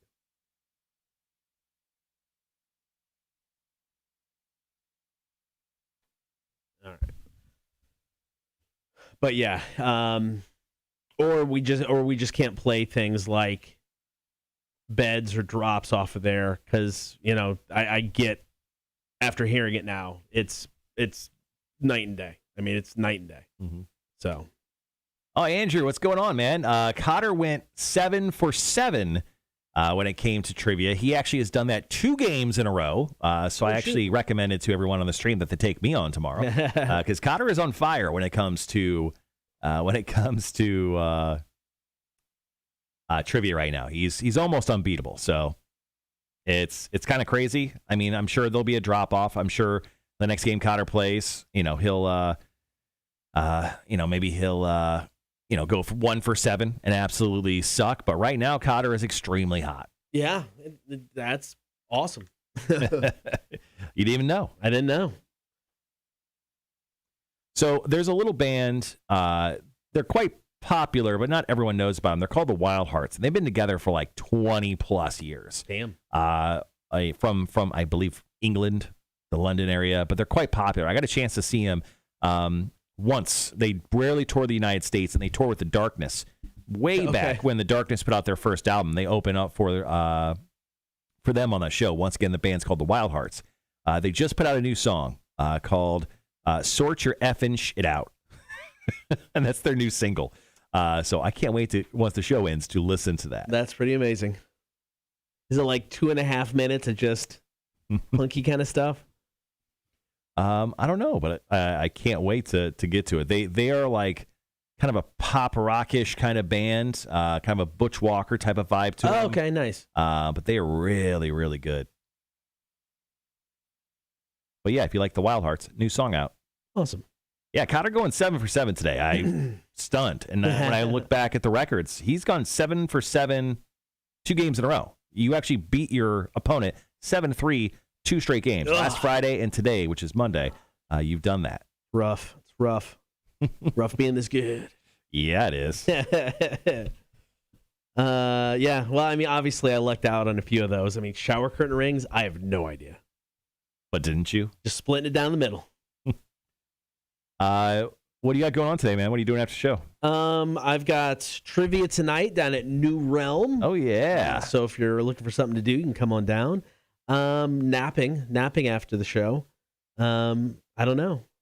Outside of that, probably not a whole lot. So our boss is A-Dub is actually on vacation this week. So I got a feeling that most people will not be coming to work knowing that he won't be here. No. Actually, I don't know if everyone knows that he won't be here yet. Yeah, it wasn't a big announcement that he wasn't going to be here. So there's a chance he doesn't. Ooh, Charles says Cotter's going to get a target on his back. I had a target on my back for a while, dude. Yeah. I was unbeatable for a minute. Yeah, you were. I mean, did you hit 10? Did you get to the number? I think I did hit 10. Because you wanted to get to double digits, right? Wasn't that the whole goal? And I lost at 9, I think. Okay. I lost at 9, yeah. But I mean, I was like 17 at 2 at one point. Yeah, he was killing it in the beginning, and I was like the exact opposite. Yeah, well, here's our records just to kind of go over them. Your record is 29 wins, 7 losses, and 2 ties. I'm 29 wins, so you've tied me. Okay. This is the second time you've tied me. You've never eclipsed me on wins yet, but I have 29 wins, 6 losses, and 6 ties. So you have 1 more loss, but I have 4 more ties. Okay. And if Greg from the Horde is around, please do that math. Tell us what our winning percentages is. All right. Once again, thank you to the Savannah Bar Crawl for sponsoring Are You Smarter Than a Community College Dropout Trivia? We do appreciate that. Make sure you guys go out and hang at their bar crawls if you get a chance. They just want people out of them. They want to see people back running through those bars on their bar crawls. So their next one is going to be the Tailgate Bar Crawl, which is I believe it's September 4th. I know I said that a lot in my head. Now I'm questioning myself. Yeah, September 4th.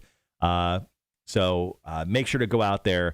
It's like $10 to get in the bar crawl, and then you just go around and you have to fill out a card. You get a T-shirt, what you do, and it's a good time. It's fun to go out and just like jump around all the downtown Savannah bars, especially if you're new to the area. It's great just because you kind of get a feel of what every bar is about.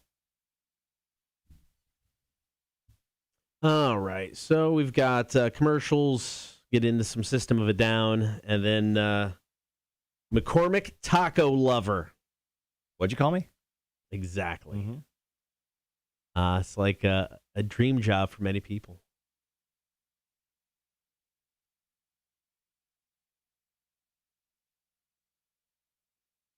Oh. All right. I'm going to risk it and hope that it's okay by now, but I'm going to use the restroom. Okay.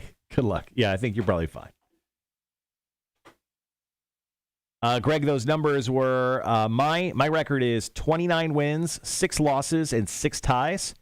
Cotter's record is 29 wins, 7 losses, and 2 ties.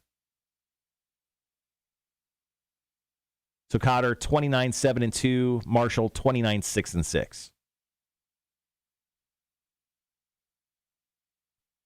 Once again, guys, thanks for hanging around here on the live chat. Yeah, right, Red?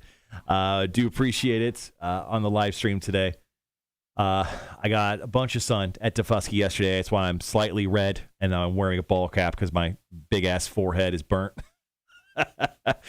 Oh, also, my mother-in-law's boyfriend / man friend, he lives in the Chicagoland area. And he knows I like Mars Brewery quite a bit. That's in the Chicagoland area. So he brought me this shirt, this new Mars Brewery shirt made, what's that say? Hand brewed in Chicago. So we love the guys from Mars Brewing. Apparently, they're going to be working out a distribution deal where they're going to be in Georgia soon, or they're already in Atlanta, apparently. But if you guys see Mars Brews on the shelves, whether you're in the Savannah area or wherever you're at, I highly recommend you pick them up. They do some outstanding craft beers. That was quick. Said pee. Was it good? Was everything good in there? Fantastic. And paint was not peeling off the walls? Yeah, it wasn't as bad as an Aaron. Oh, Nothing is actually. it gives the bathroom time to recoup. Have you showed off the Baby Yoda over there? Oh, no, I haven't. Let's Yeah, check show it that. out. So Mac came into the studio the other day, and she had Baby Yoda, but it turns out that's not what you think it is. It's a Baby Yoda firework. Yeah. I don't want to light it because it is pretty awesome, but I totally want to light it because I want to know what it does. So wait, is that ours or is that hers? It's hers. Okay. Yeah, we can't light it. But what if we did? That'd be a dick move, even for Is us. it plastic? Yeah. Oh, okay. Well, show it off on the live stream again. Once again, this is a Baby Yoda firework. Yeah. Did you guys know this existed? It's ridiculous looking. It's just called the Kid. It says emits showers of sparks. I'm going to go out on a limb and say not officially licensed No. from George Lucas, Disney, or the Star Wars company. Okay. Oh, man. That's not it. Oh, that's the. Hold on. I'm going to find. Oh, there it is. It's going to be a letdown, isn't it? Oh, yeah. It's a letdown. No, that's not fun. All right, Yeah, guys. it's So not if you want to see what Baby Yoda with fireworks shooting out of his face looks like, I just dropped the link in the chat. So there you go. Grogu. Greg got our stats done while you jumped out. Okay. Cotter has a total of 38 games. Marshall has 41 games. Cotter is 76.3% on the winning side. Right. Marshall's at 70.7%. I won too many. I want to be at 69. Sorry. Always. You can round down. Greg says, I believe we were counting ties equal to losses. Yeah, pretty much. Yeah, I think that's fair. It's not a win. I got 3.5 minutes. Going to talk McCormick Taco Lover Drunk Line. So got a couple calls from Vic. Now they're older, but we haven't played them yet. Oh, One of them was before the concert because does he talk about it? Yeah, he talks. Okay. He talks about meeting us up at the concert, and the other time he's complaining about how many rings it took for him to have to before the voicemail kicked in. So it's Okay. It's Vic. It's drunk Vic. Drunk Vic. Perfect. Well, I'm glad he remembered to call in. He's did. better than us already on this I know. drunk line thing.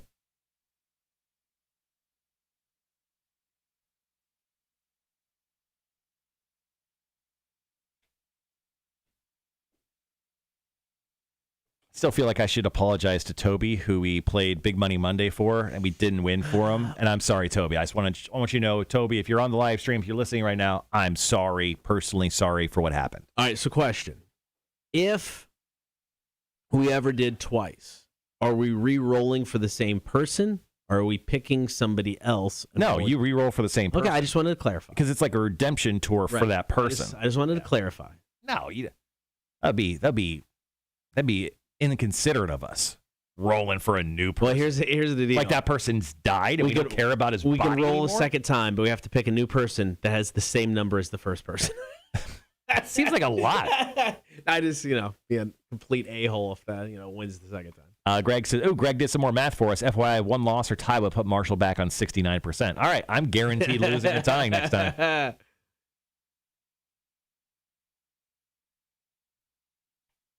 Guaranteed. On the show tomorrow. What do we have on the show tomorrow, man? What is Tuesday? Tuesday Is it day of the week? We have Quizzed in the Face. Yep, we sure do. And Tuesday is Tuesday due to the week? Tuesday's due to the week. Tuesday is due to the week. So there we go. Good morning, Tony from good old Flagstaff, Arizona. Moved on from New Mexico from last week. Tony, our good friend Tony, who actually works at a Perfect Touch Massage right next door to our building, she's on an epic 3-week vacation, spending most of it in the Southwest, it looks like. That's a Monty Jet style vacation. I will be filling in for Monty Jet for the next 3 weeks in the afternoons. On Rewind 107.9. My first, I'll no lie, it's recorded because I'm not going to stick around after this. Whoa. So Don't break the fourth wall, bro. First break today legitimately says, when I grow up, I want a Monty Jet style vacation because I'll be here for the next 3 weeks. He's on 3 straight weeks of vacation. Yeah. I'm serious. I want to be Monty Jet when I grow up. I want an attitude. I mean, that man gives no F's about anything. I want that attitude in my life. I think that just comes with life itself. I hope Monty's in his 70s, right? Yeah, I hope I live that long. I want that I think attitude. if you hit your 70s, you just stop caring about. You're honestly probably surprised you're still alive. All right, guys, we'll be right back.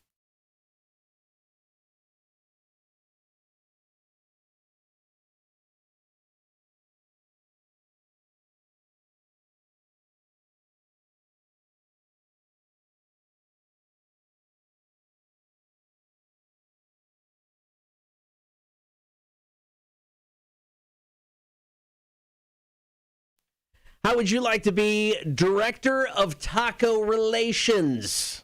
Sounds weird after you say it out loud. No, it's not. No. Details about that coming up. Don't forget, get on the stream. Facebook, YouTube, and Twitch. Be sure to like, follow, and subscribe while you're there. Watch the show each and every morning. Join the Horde. You You can also listen, download the Rock 106.1 app for free. Get us on your in-home smart speaker or check us out at rock1061.com. McCormick, known for spices, I've got a new short-term gig. It is a 4-month job. They're calling Director of Taco Relations. No prior experience is necessary. Just be 21 and, quote, have a deep love of tacos. Actually, the more you say it, the more my mind drifts other places. That's what I'm saying. No, Just but 'cause I said it out loud. That's weird. This is actually kind of cool. So if you do get the job, you'll need to work up to 20 hours per week from September through December. So only 4 months. And you can do it remotely most of the time. But part of the job does involve traveling to the headquarters in Maryland. That's where McCormick's headquarters is. And other taco locations in the United States. Honestly, when you think of taco locations in the United States, it sounds like a great time because it sounds like you're going coastal. Like you're going San Diego. You're going, I don't know, New Mexico maybe. Yeah. But then you're hitting the East Coast, Florida. Like those are taco locations to me. It's not like you're going to go to Nebraska, home of the Cornhuskers and grab yourself a taco. So the job itself involves keeping tabs on taco trends, developing content for social media, tasting and consulting on taco recipes, chatting with taco chefs, and providing whatever this is, other taco-related services. Hey, sometimes there's other taco-related services that you need to do. Sometimes you need to make a nice, aioli. Okay. Cut up the avocados. Yeah. If you're making some really weird tacos, you just got to get into it. You got to get your hands dirty in this job, and that's why I like it. Here's the best part. It pays $100,000. That's also why I like it. McCormick.com. You got until next Tuesday, Taco Tuesday, to enter. Now, here's the only thing. When I think tacos, I do not think McCormick. No. I mean, it's like I use McCormick seasonings and spices, and I have, but I don't know if I've ever used their taco seasoning or spice. So on the chat right now, we have Tony, and Tony goes, dude, McCormick taco mix will mess you up. I can't eat it. Really? I feel like that's a challenge. I really think this sounds like a Torture Tuesday. We just get water, throw it in the thing, and just eat it. Oh. Don't mix it with anything. That sounds great. Straight. Yeah. In. We'll talk about it. Okay, fair enough. All right, once again, you can apply for this gig at McCormick.com. You got until next Tuesday. Coming up next, got a couple calls on the drunk line from Vic. Vic, they're going to be good. They're going to be good. Now, these are older calls. He called pre-concert. He was day drinking or doing something. So we got these calls. We couldn't get to him. Had some time off, but some epic drunk line calls are coming up next from the one and only Vic. Greta Van Fleet, it's Heat Above, Cotter and Marshall Show, Rock 106.1. Nathan says, Old El Paso taco mix. I don't know. I guess I really don't mess with taco mix when I'm making tacos at home. I usually just do I'll just find some sort of taco mix thing online, and my wife is the queen of spices. She bought every spice available to man, so I have everything in my house. My wife found something that I love, and I can't think what it's called now. It's not a powder. It's like a paste, and it's like cocaine. That's okay. But it's like a paste, and you just mix it in with it, and it's way better than any of the powder stuff I've ever had. I'll have to see if I can find what the name is, and then I just throw green chilies on it. So you throw green chilies on everything, which kills the taste of everything. Here's the bad thing. I'm a dilemma. I'm facing a dilemma. Your intestines are revolting against you. You have to have them cut out. That's going to happen eventually. Right. No. So I had been hoarding green chilies, and my family gives me a hard time for the amount of green chilies I've had. So I kind of laid off of green chilies for a little bit. Back on the wagon, back on my green chili kick. Right. You're very regular. I have one thing of green chilies left. Okay. There is none at the store. The last 3 times I went, there was none of these specific Hatch green chilies that I've been buying. But you've only tried the one store, right? Yeah, but I'm not going to a different Kroger. I don't know. Why don't you try a Kroger across the street? I guess I could do that. Yeah, it's literally across the street. Yeah. Last time I went in there, I bought one. Oh, they had them over there? Okay, I'll go check. Because, the last 3 times with the Kroger out on Berwick, none. And I was like, don't do this to me, Kroger. Don't do this to me. I've been faithfully buying this stuff, so you continue to stock it. Oh, actually, so Tony is the gentleman who's actually running the Savannah Mega Comic-Con. He's the guy that I talked about earlier, but I'll be out there this coming Saturday, broadcasting live from 11 to 1. Okay. Savannah Mega Comic-Con, Arn Anderson, Kevin Nash, Sergeant Slaughter. the dude who played Atreyu All sorts of also cosplayers out there. Some sexy ass ladies are going to be on site. Plus, lots of geek stuff, man. And the convention center is a great venue to do it.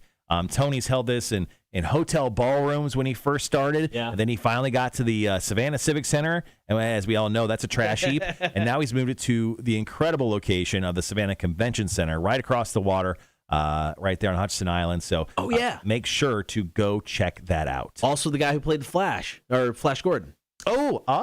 Dude, if you have never seen Flash Gordon from the 80s, so we had my kids watch it years ago. Mm-hmm. They still give me a hard time about how crappy they think that movie is. I think Crappy. it is one of the best epically weird movies ever. So effing good. I need to rewatch that. It's been a long time since I've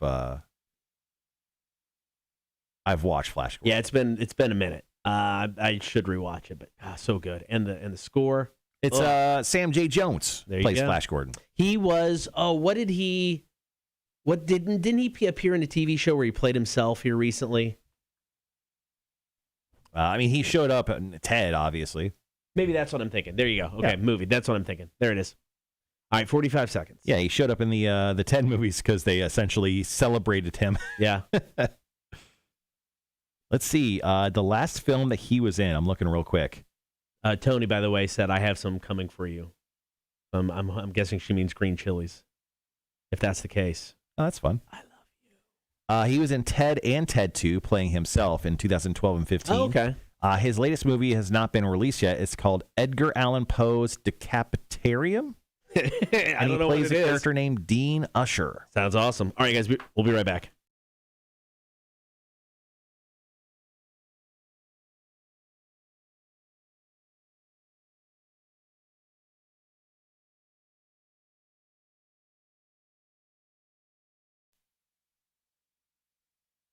It is the Cotter and Marshall Show. Good morning. Thank you for hanging out. We got a thing called the Drunk Line. The Drunk Line is very simple. You drink, you have a few too many, don't drive, but you call us and you leave us a voice message while you're wasted.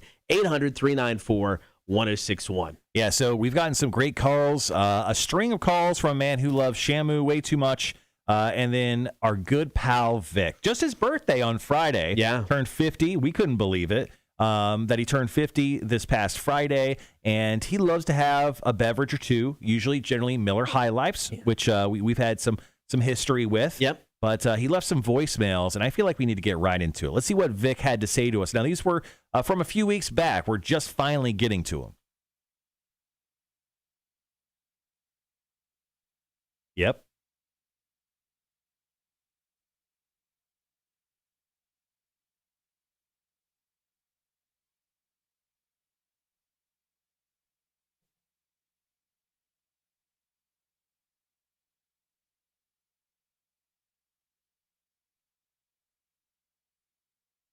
Ride my Marshall What?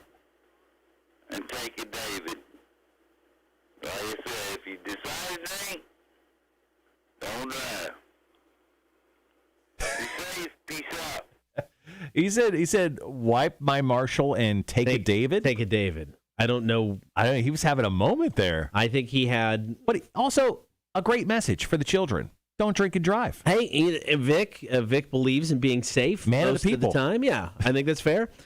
So this one definitely took place before the concert because call number 2 is about him meeting up with us at the show. Play this, yeah. I know you know who it is. But, that don't make right.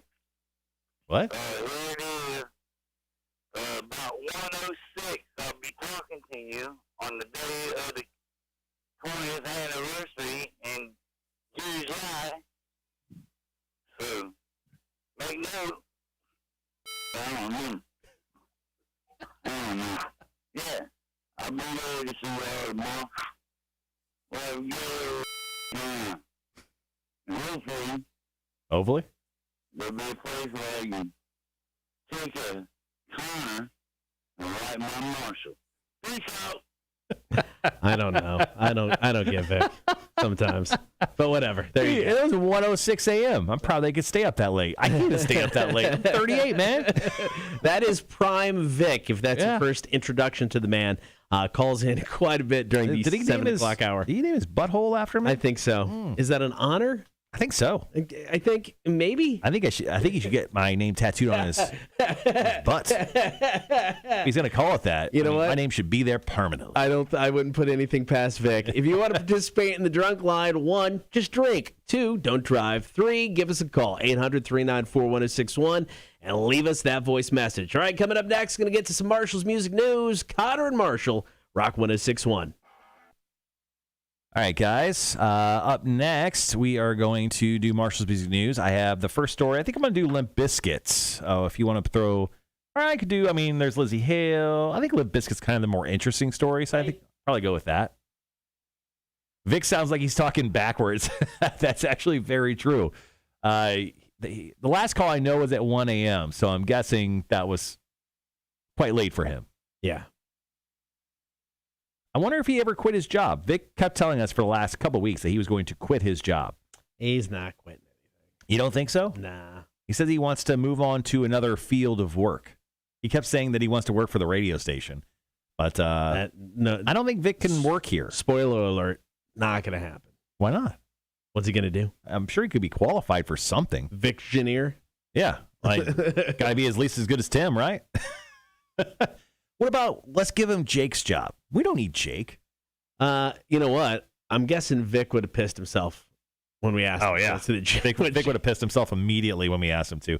Also, you know what? Vic actually has a really authentic Bob 106.9 sound. He really does. Probably better than Jake. Yeah, he really does. I bet your ratings would skyrocket if we put Vic in the afternoon on Bob 106.9 instead of Jake Thompson. Right? Probably.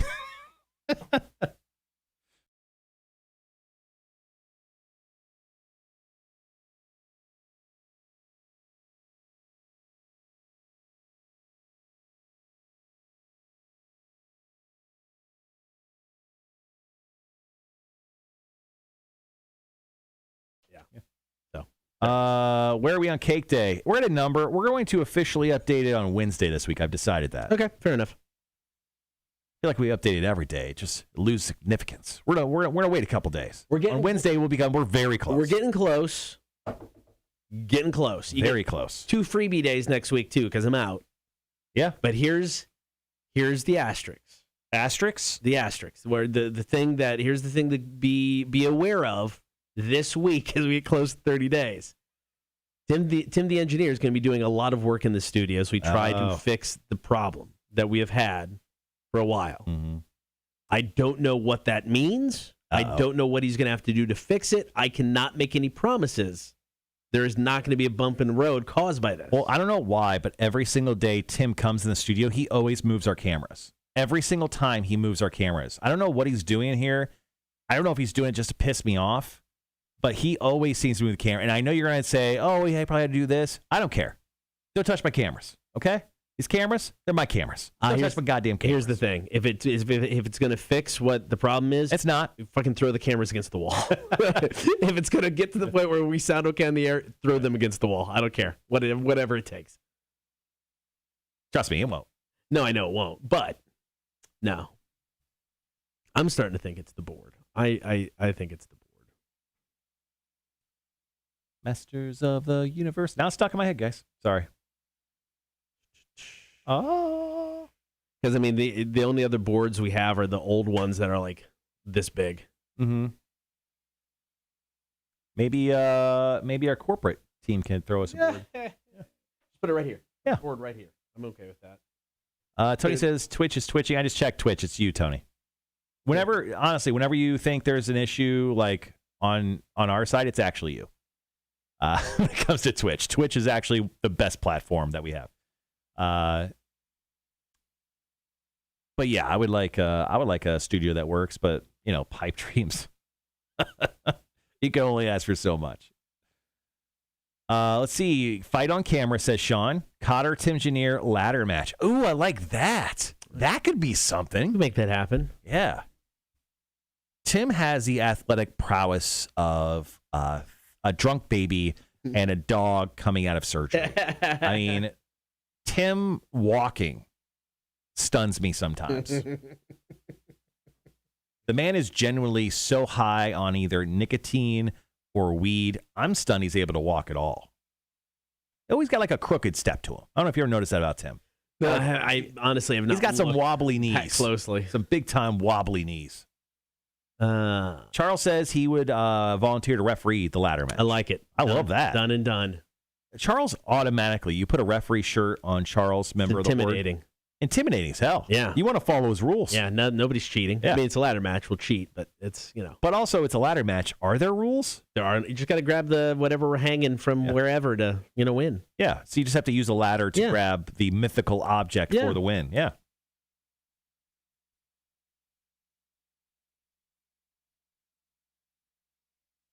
Ooh. Ah. All right. Going into some Rob Zombie and Dragula. After that, we'll get into story number 1 of Marshall's Music News.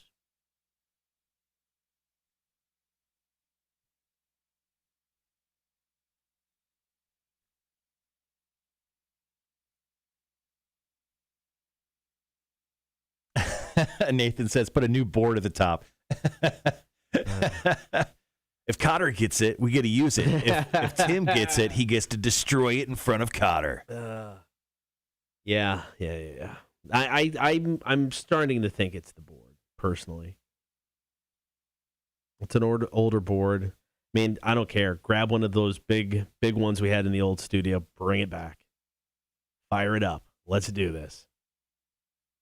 Whatever's going to work. I'm just going to let the professionals do what they do. I'm going to do what I do. We'll see where it goes, man. We'll see where it goes.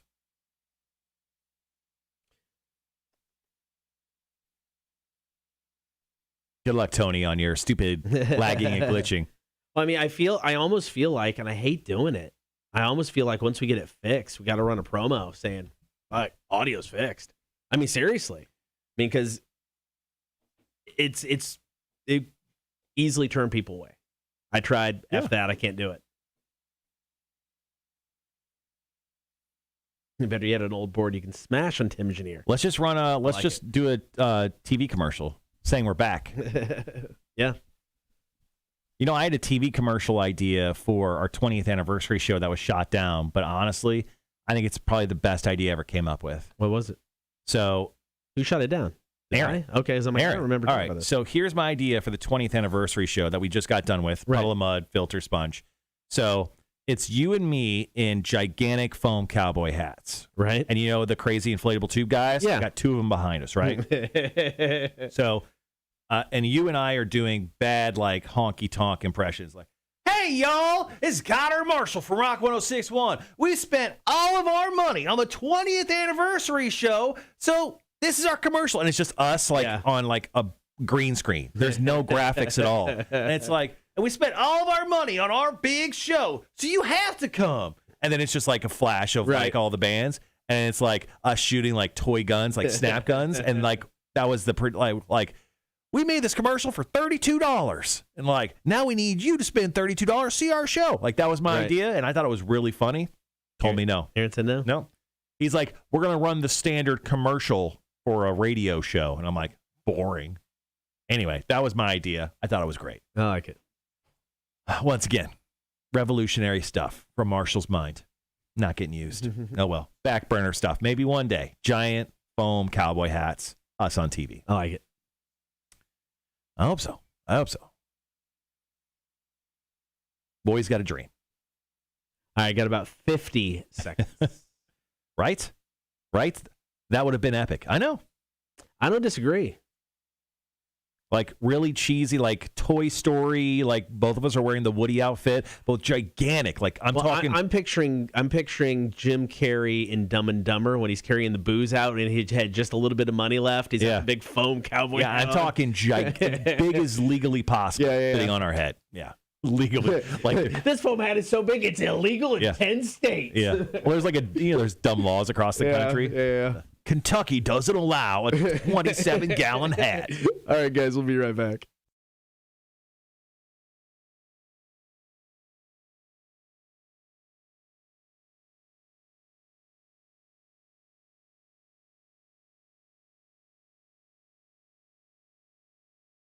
The Cotter and Marshall Show.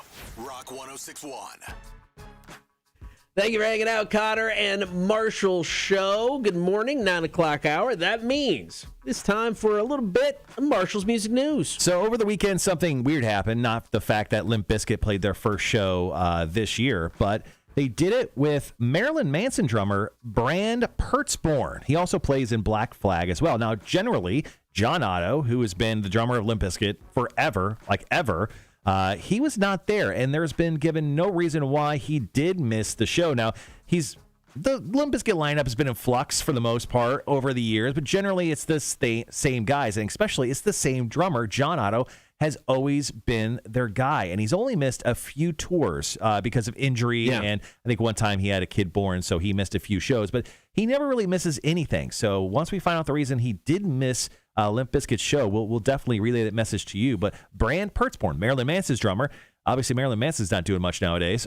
He filled in for Limp Bizkit. Now, Limp Bizkit apparently had an epic set. Okay. I heard it was a great show, but they played 18 songs, plus they did a bunch of covers from Ministry, DMX, Pantera, Cypress Hill, The White Stripes, and House of Pain. Also, they played snippets of iconic rock and metal tracks as well. So they were just jamming up there. Sounds awesome. This past weekend. So apparently Limp Bizkit is in good form for their upcoming tour. All right, let's do some In Together now. It's Limp Bizkit. More Marshall's Music News coming up. Cotter and Marshall Show, Rock 1061. I think I'm at a point where I actually do want to see Limp Bizkit again. Fair enough. Tony goes, giant foam cowboy hats are welcome at the Comic-Con this weekend. You should hand them out at the door, Tony. Buy some, bro. Well, here's the thing. It's like we do that commercial, and then they become official show swag. Right. Show logo right Yeah, at the just front. show logo right at the front. I'm just saying, like that was my idea for the show, because when you have advertising of any kind, what are you trying to do? You trying to be background? You're trying to play a few songs, show a couple images, some video of puddle of mud or sponge, or do you want to see two overweight radio DJs in cowboy hats shooting fake cap guns, telling you to come to the show? I'd much rather see that. I'm with you. I tried. I'm with you. I tried. I talked to the boss. He shot me down, no pun intended. I could have shot him down. Could have been a duel. Probably would have won. He's got bad wrists and knees. Probably wouldn't be able to turn around too quick.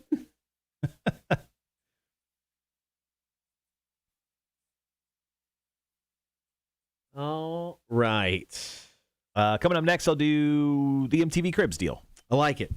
I loved MTV Cribs back in the day. I'll admit it. I watched the hell out of that show. Yeah, I watched a ton, man. It was great. And there was like back in the day, it was all rock guys too. Yeah. So you got to like check out all the rock guys home. Right.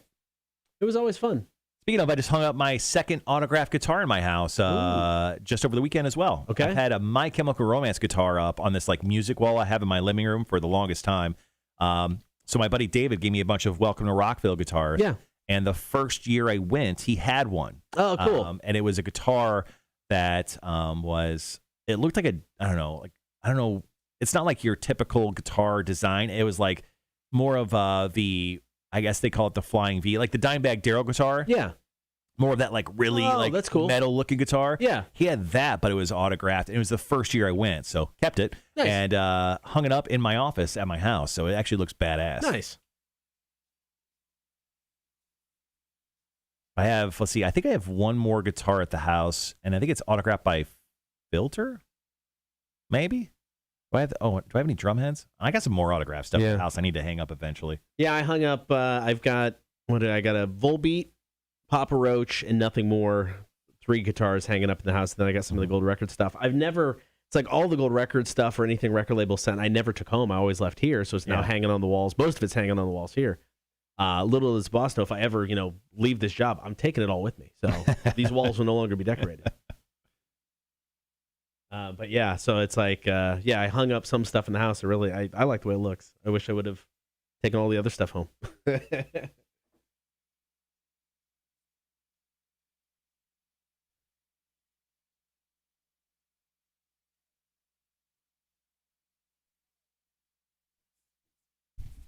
So this weekend going on vacation.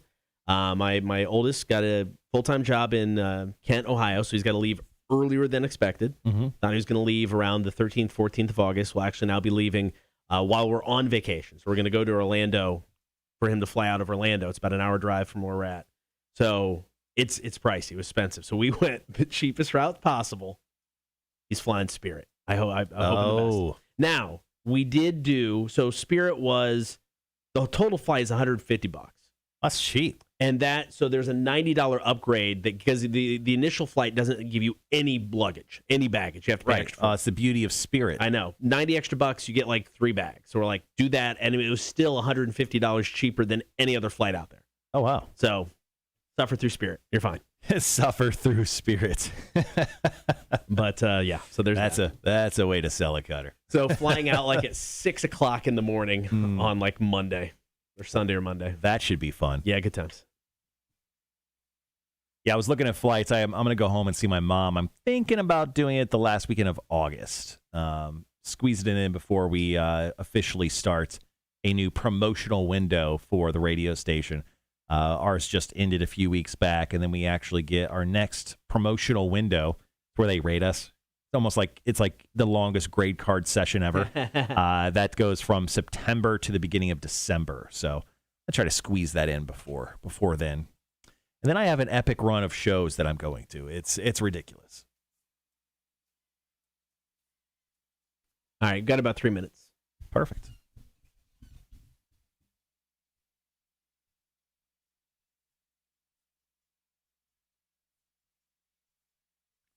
I'm just editing up this last story, so all right. Yeah, no worries. Do this here in a second. All right, so coming up, Sean, the show tomorrow, Marshall will get quizzed in the face. We'll have the Dude of the Week death match. What else is going on? Call, comment, and text. Don't have the topic in front of me. We'll get to About Last Night. One of the stories will be about these sex-free beds that the Olympic athletes have to sleep on in Japan. I already got that lined up for us, too. Yeah, perfect. No condoms will be distributed until after. I don't know what's up with Japan. You would think they'd want everybody to be safe. I mean, there are epic stories of just crazy-ass sex happening in the Olympic Village every year. That's why Cotter likes the Olympics so much. Talk about all the sex he doesn't have. Just think about people having sex. Oh. That's, wow. Wow, ladies and gentlemen. And I'm just thinking, man, you get to work with Cotter every day. How cool is that? The coolest. The coolest. But, yeah, so this story is kind of weird. Sex-free beds. That's something. That is something. All right. Yeah, so next story up, we're going to talk about the return of MTV Cribs, if you guys remember that. Yes, it's back. I think it comes back the same week as the new challenge. If you guys like watching the challenge, my wife and I do quite a bit. It's just a reality challenge series where they just do these stupid over-the-top stunts challenges, and then one person wins like $1 million. Nice. And it's been running for like 30 seasons. They do 2 a year. Okay. So yeah. The first one like ran from April. No, actually the first one ran to like February to May, and then the second season is like August to December. Okay. Yeah. TJ Lavin has been hosting this thing for like 20 years. Who's that? TJ Lavin, he created his name doing the X Games. Okay. So he's a BMX guy. Okay. Yeah. And he actually, I think he's not writing any sort of professional manner anymore. He's too old. But the last time he rode like an event, he actually had a head injury where he was in a coma for a couple weeks. Oh, shoot. I think that's probably the last time he's rode. Yeah, I don't blame him. All right, 45 seconds. Not to make you worry, but Tim Janier does some consulting work for Spirit Airlines. Well, crap. Don't worry, it's only his second favorite kid. So. Oh, no. All right, 25 seconds. All right, guys, be right back.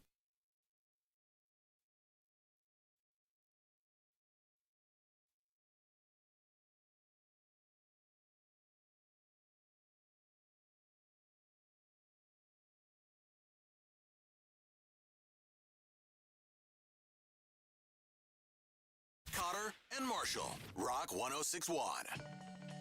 Good morning. Thank you for hanging out on the air and on the stream. Right now, it's time for story number 2, Marshall's Music News. So MTV Cribs, the hit show that, if you guys may remember, was just on all the time back in the day. I mean, it was about as rerun as Ridiculousness. Not like to that level. Yeah. But dang near close. Back in the day, you may remember, they went to such places as Ozzy Osbourne's house, David Draymond, Rob Zombie, Bret Michaels, Jerry Cantrell, Gene Simmons, Travis Barker, Sebastian Bach.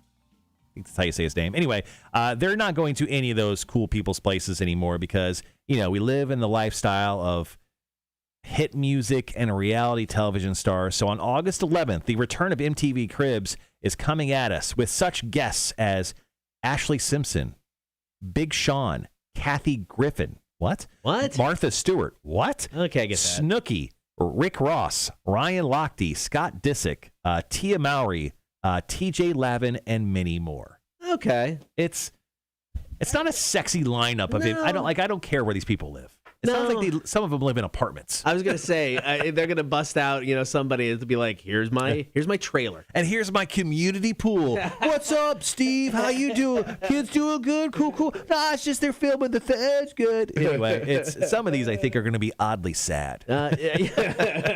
Some of them, you think? Yeah. All right, coming up, we got one more story, then we'll wrap up the show. More of Marshall's Music News on the way. It's Cotter and Marshall, Rock 106.1. That's so funny. So Nathan just chimed in. So Dave Chappelle did an MTV Cribs skit on the Chappelle show, and he goes, "Dave Chappelle's spoof was the best. I eat diamond dust. It makes my duty twinkle." I actually was watching. I think it was Friday night. After I went and had some drinks with some friends downtown, I just went home and relaxed. I think I was drinking a beer on the couch, and I was like, screw it. I'm gonna turn on Chappelle's show, and I watched 3 old school episodes. Dude, so good. Yeah, so good. All right, one last story for Marshall's Music News, and then you are all allowed to return to your normal lives. Cotter, we are going to be doing a story on Halestorm. Lizzie Hale becoming the first official lady of Gibson Guitars. Yeah, it's pretty awesome. We have a mutual friend that actually works at Gibson. Who? Oh, my gosh. Why can't I think of his name? Why is it escaping me right now? The lead singer of Mindset Evolution. Oh, Rob. Rob, yes. Oh, I didn't know you worked there. Rob has been working on a higher management level. He writes all of their onboarding as becoming a Gibson employee. He is the welcoming service to Gibson. Oh, if you ever get a job at Gibson, he is the guy. So awesome. He does amazing work for those guys. But yeah, so Rob, I haven't seen Rob in forever. Yeah, so Rob is a former lead singer of a band that we knew quite well back in the day in Illinois when we both lived there, and now he's in Nashville, living the dream, working for Gibson. So that's pretty cool. Yeah, Do you run into him while you're there, or? No. Okay. No, I didn't. But he's doing very well. Married, got a kid. Nice, good for him.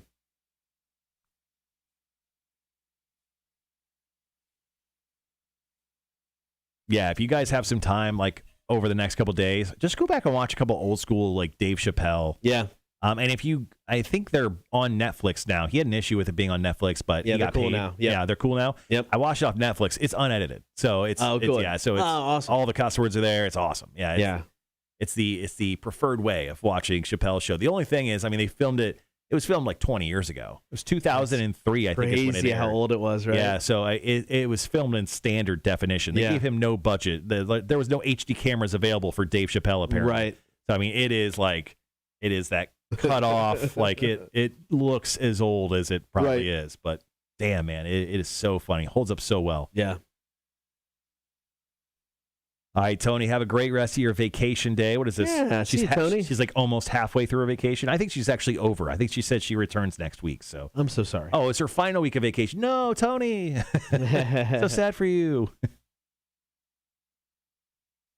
Thank you for hanging out as always. Yeah, thanks for everyone for hanging out. Obviously, more this week. We're going to be hooking you guys up with tickets to go check out Living Color and Hooba Stank. It's so funny, actually, on the Victory North Savannah website, they have Hooba Stank misspelled, and it's Hoosa Stank. All right, that's pretty awesome. I didn't want to call them out on that, but honestly, it's kind of funny. All right, is this legit? Okay, Mike's weather page. So Mike's weather page is on Facebook. It's a guy who was not a meteorologist, but just, was doing the weather page and kind of became famous during some of the hurricanes. That we've had over the last few years. Yeah, because he was referred to as a drunk donkey by one of the local meteorologists who was kind of fed up with people buying into what this guy was saying, and not listening to meteorologists. Right. So, and it's a great page to follow during a hurricane. I mean, it really is. I mean, he's got some good stuff. What's it called again?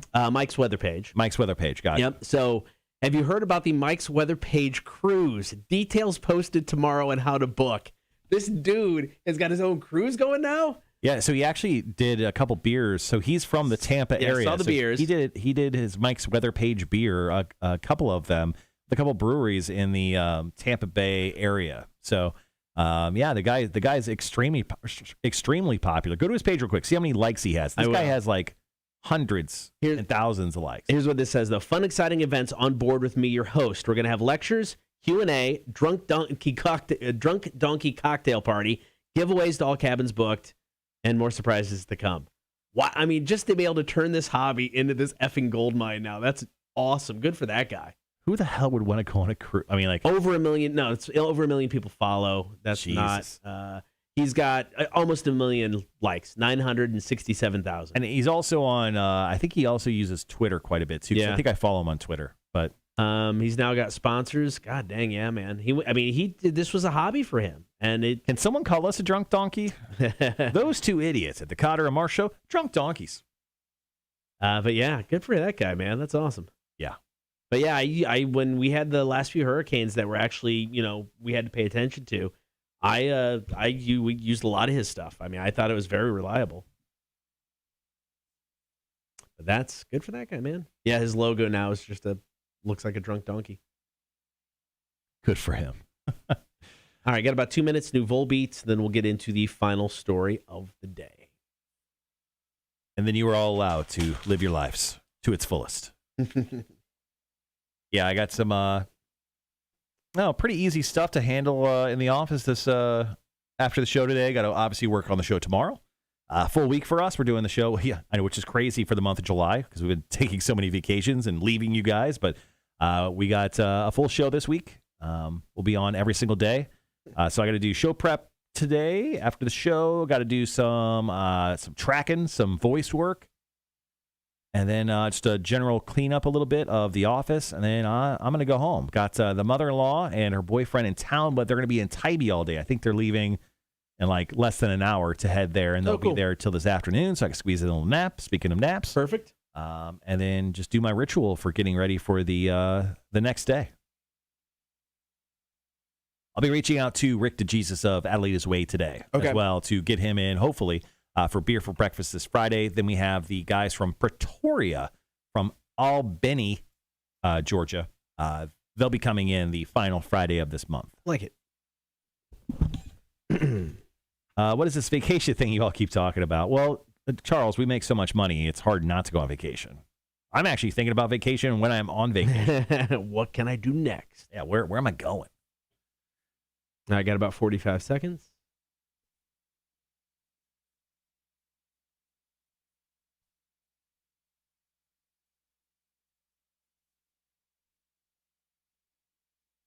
All right, guys, here we go. Here we go.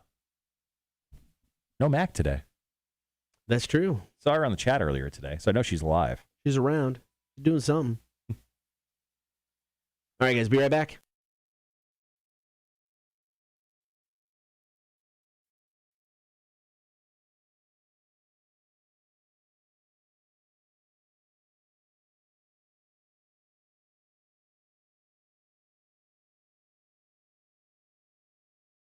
Marshall Show.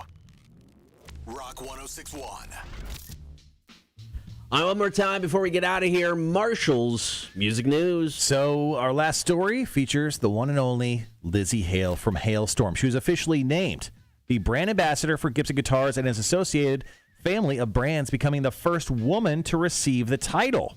Shocking. Look at Lzzy Hale break it down. I mean, like, seriously, like Pat Benatar, like, were they with different companies? Like, I don't know. Gibson finally getting their first female? It seems long overdue. Now, as being part of an ambassador, Hale will help give back to others with the Gibson Gives Artists Advisory Council, which encourages artists to engage in philanthropic opportunities and support initiatives to help musicians and bolster youth music education. That sounds awesome. That just sounds like a bunch of garbly words to make themselves feel important. Now, Lizzie Hale actually says, I am beyond honored to be named a Gibson ambassador. Ever since I was 16 years old, it was my dream to someday be a part of the Gibson Circle. It's an incredible feeling to know that this dream has finally become a reality. Now, Hailstorm, quite busy touring the U.S. Now, we don't really have any dates quite close to us, definitely not in Savannah, but hopefully with all the shows that have been coming in, let's change that. Hey, District Live. Hey, Victory North Savannah.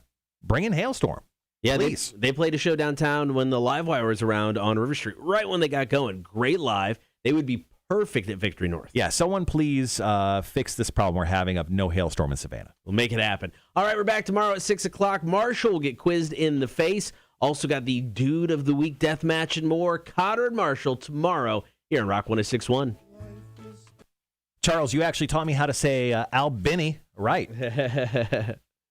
Charles is my dude. Disgusta Albini. Yeah, there you go. What more do you need? All right, guys. You guys have a great rest of your day. We'll see you tomorrow, 6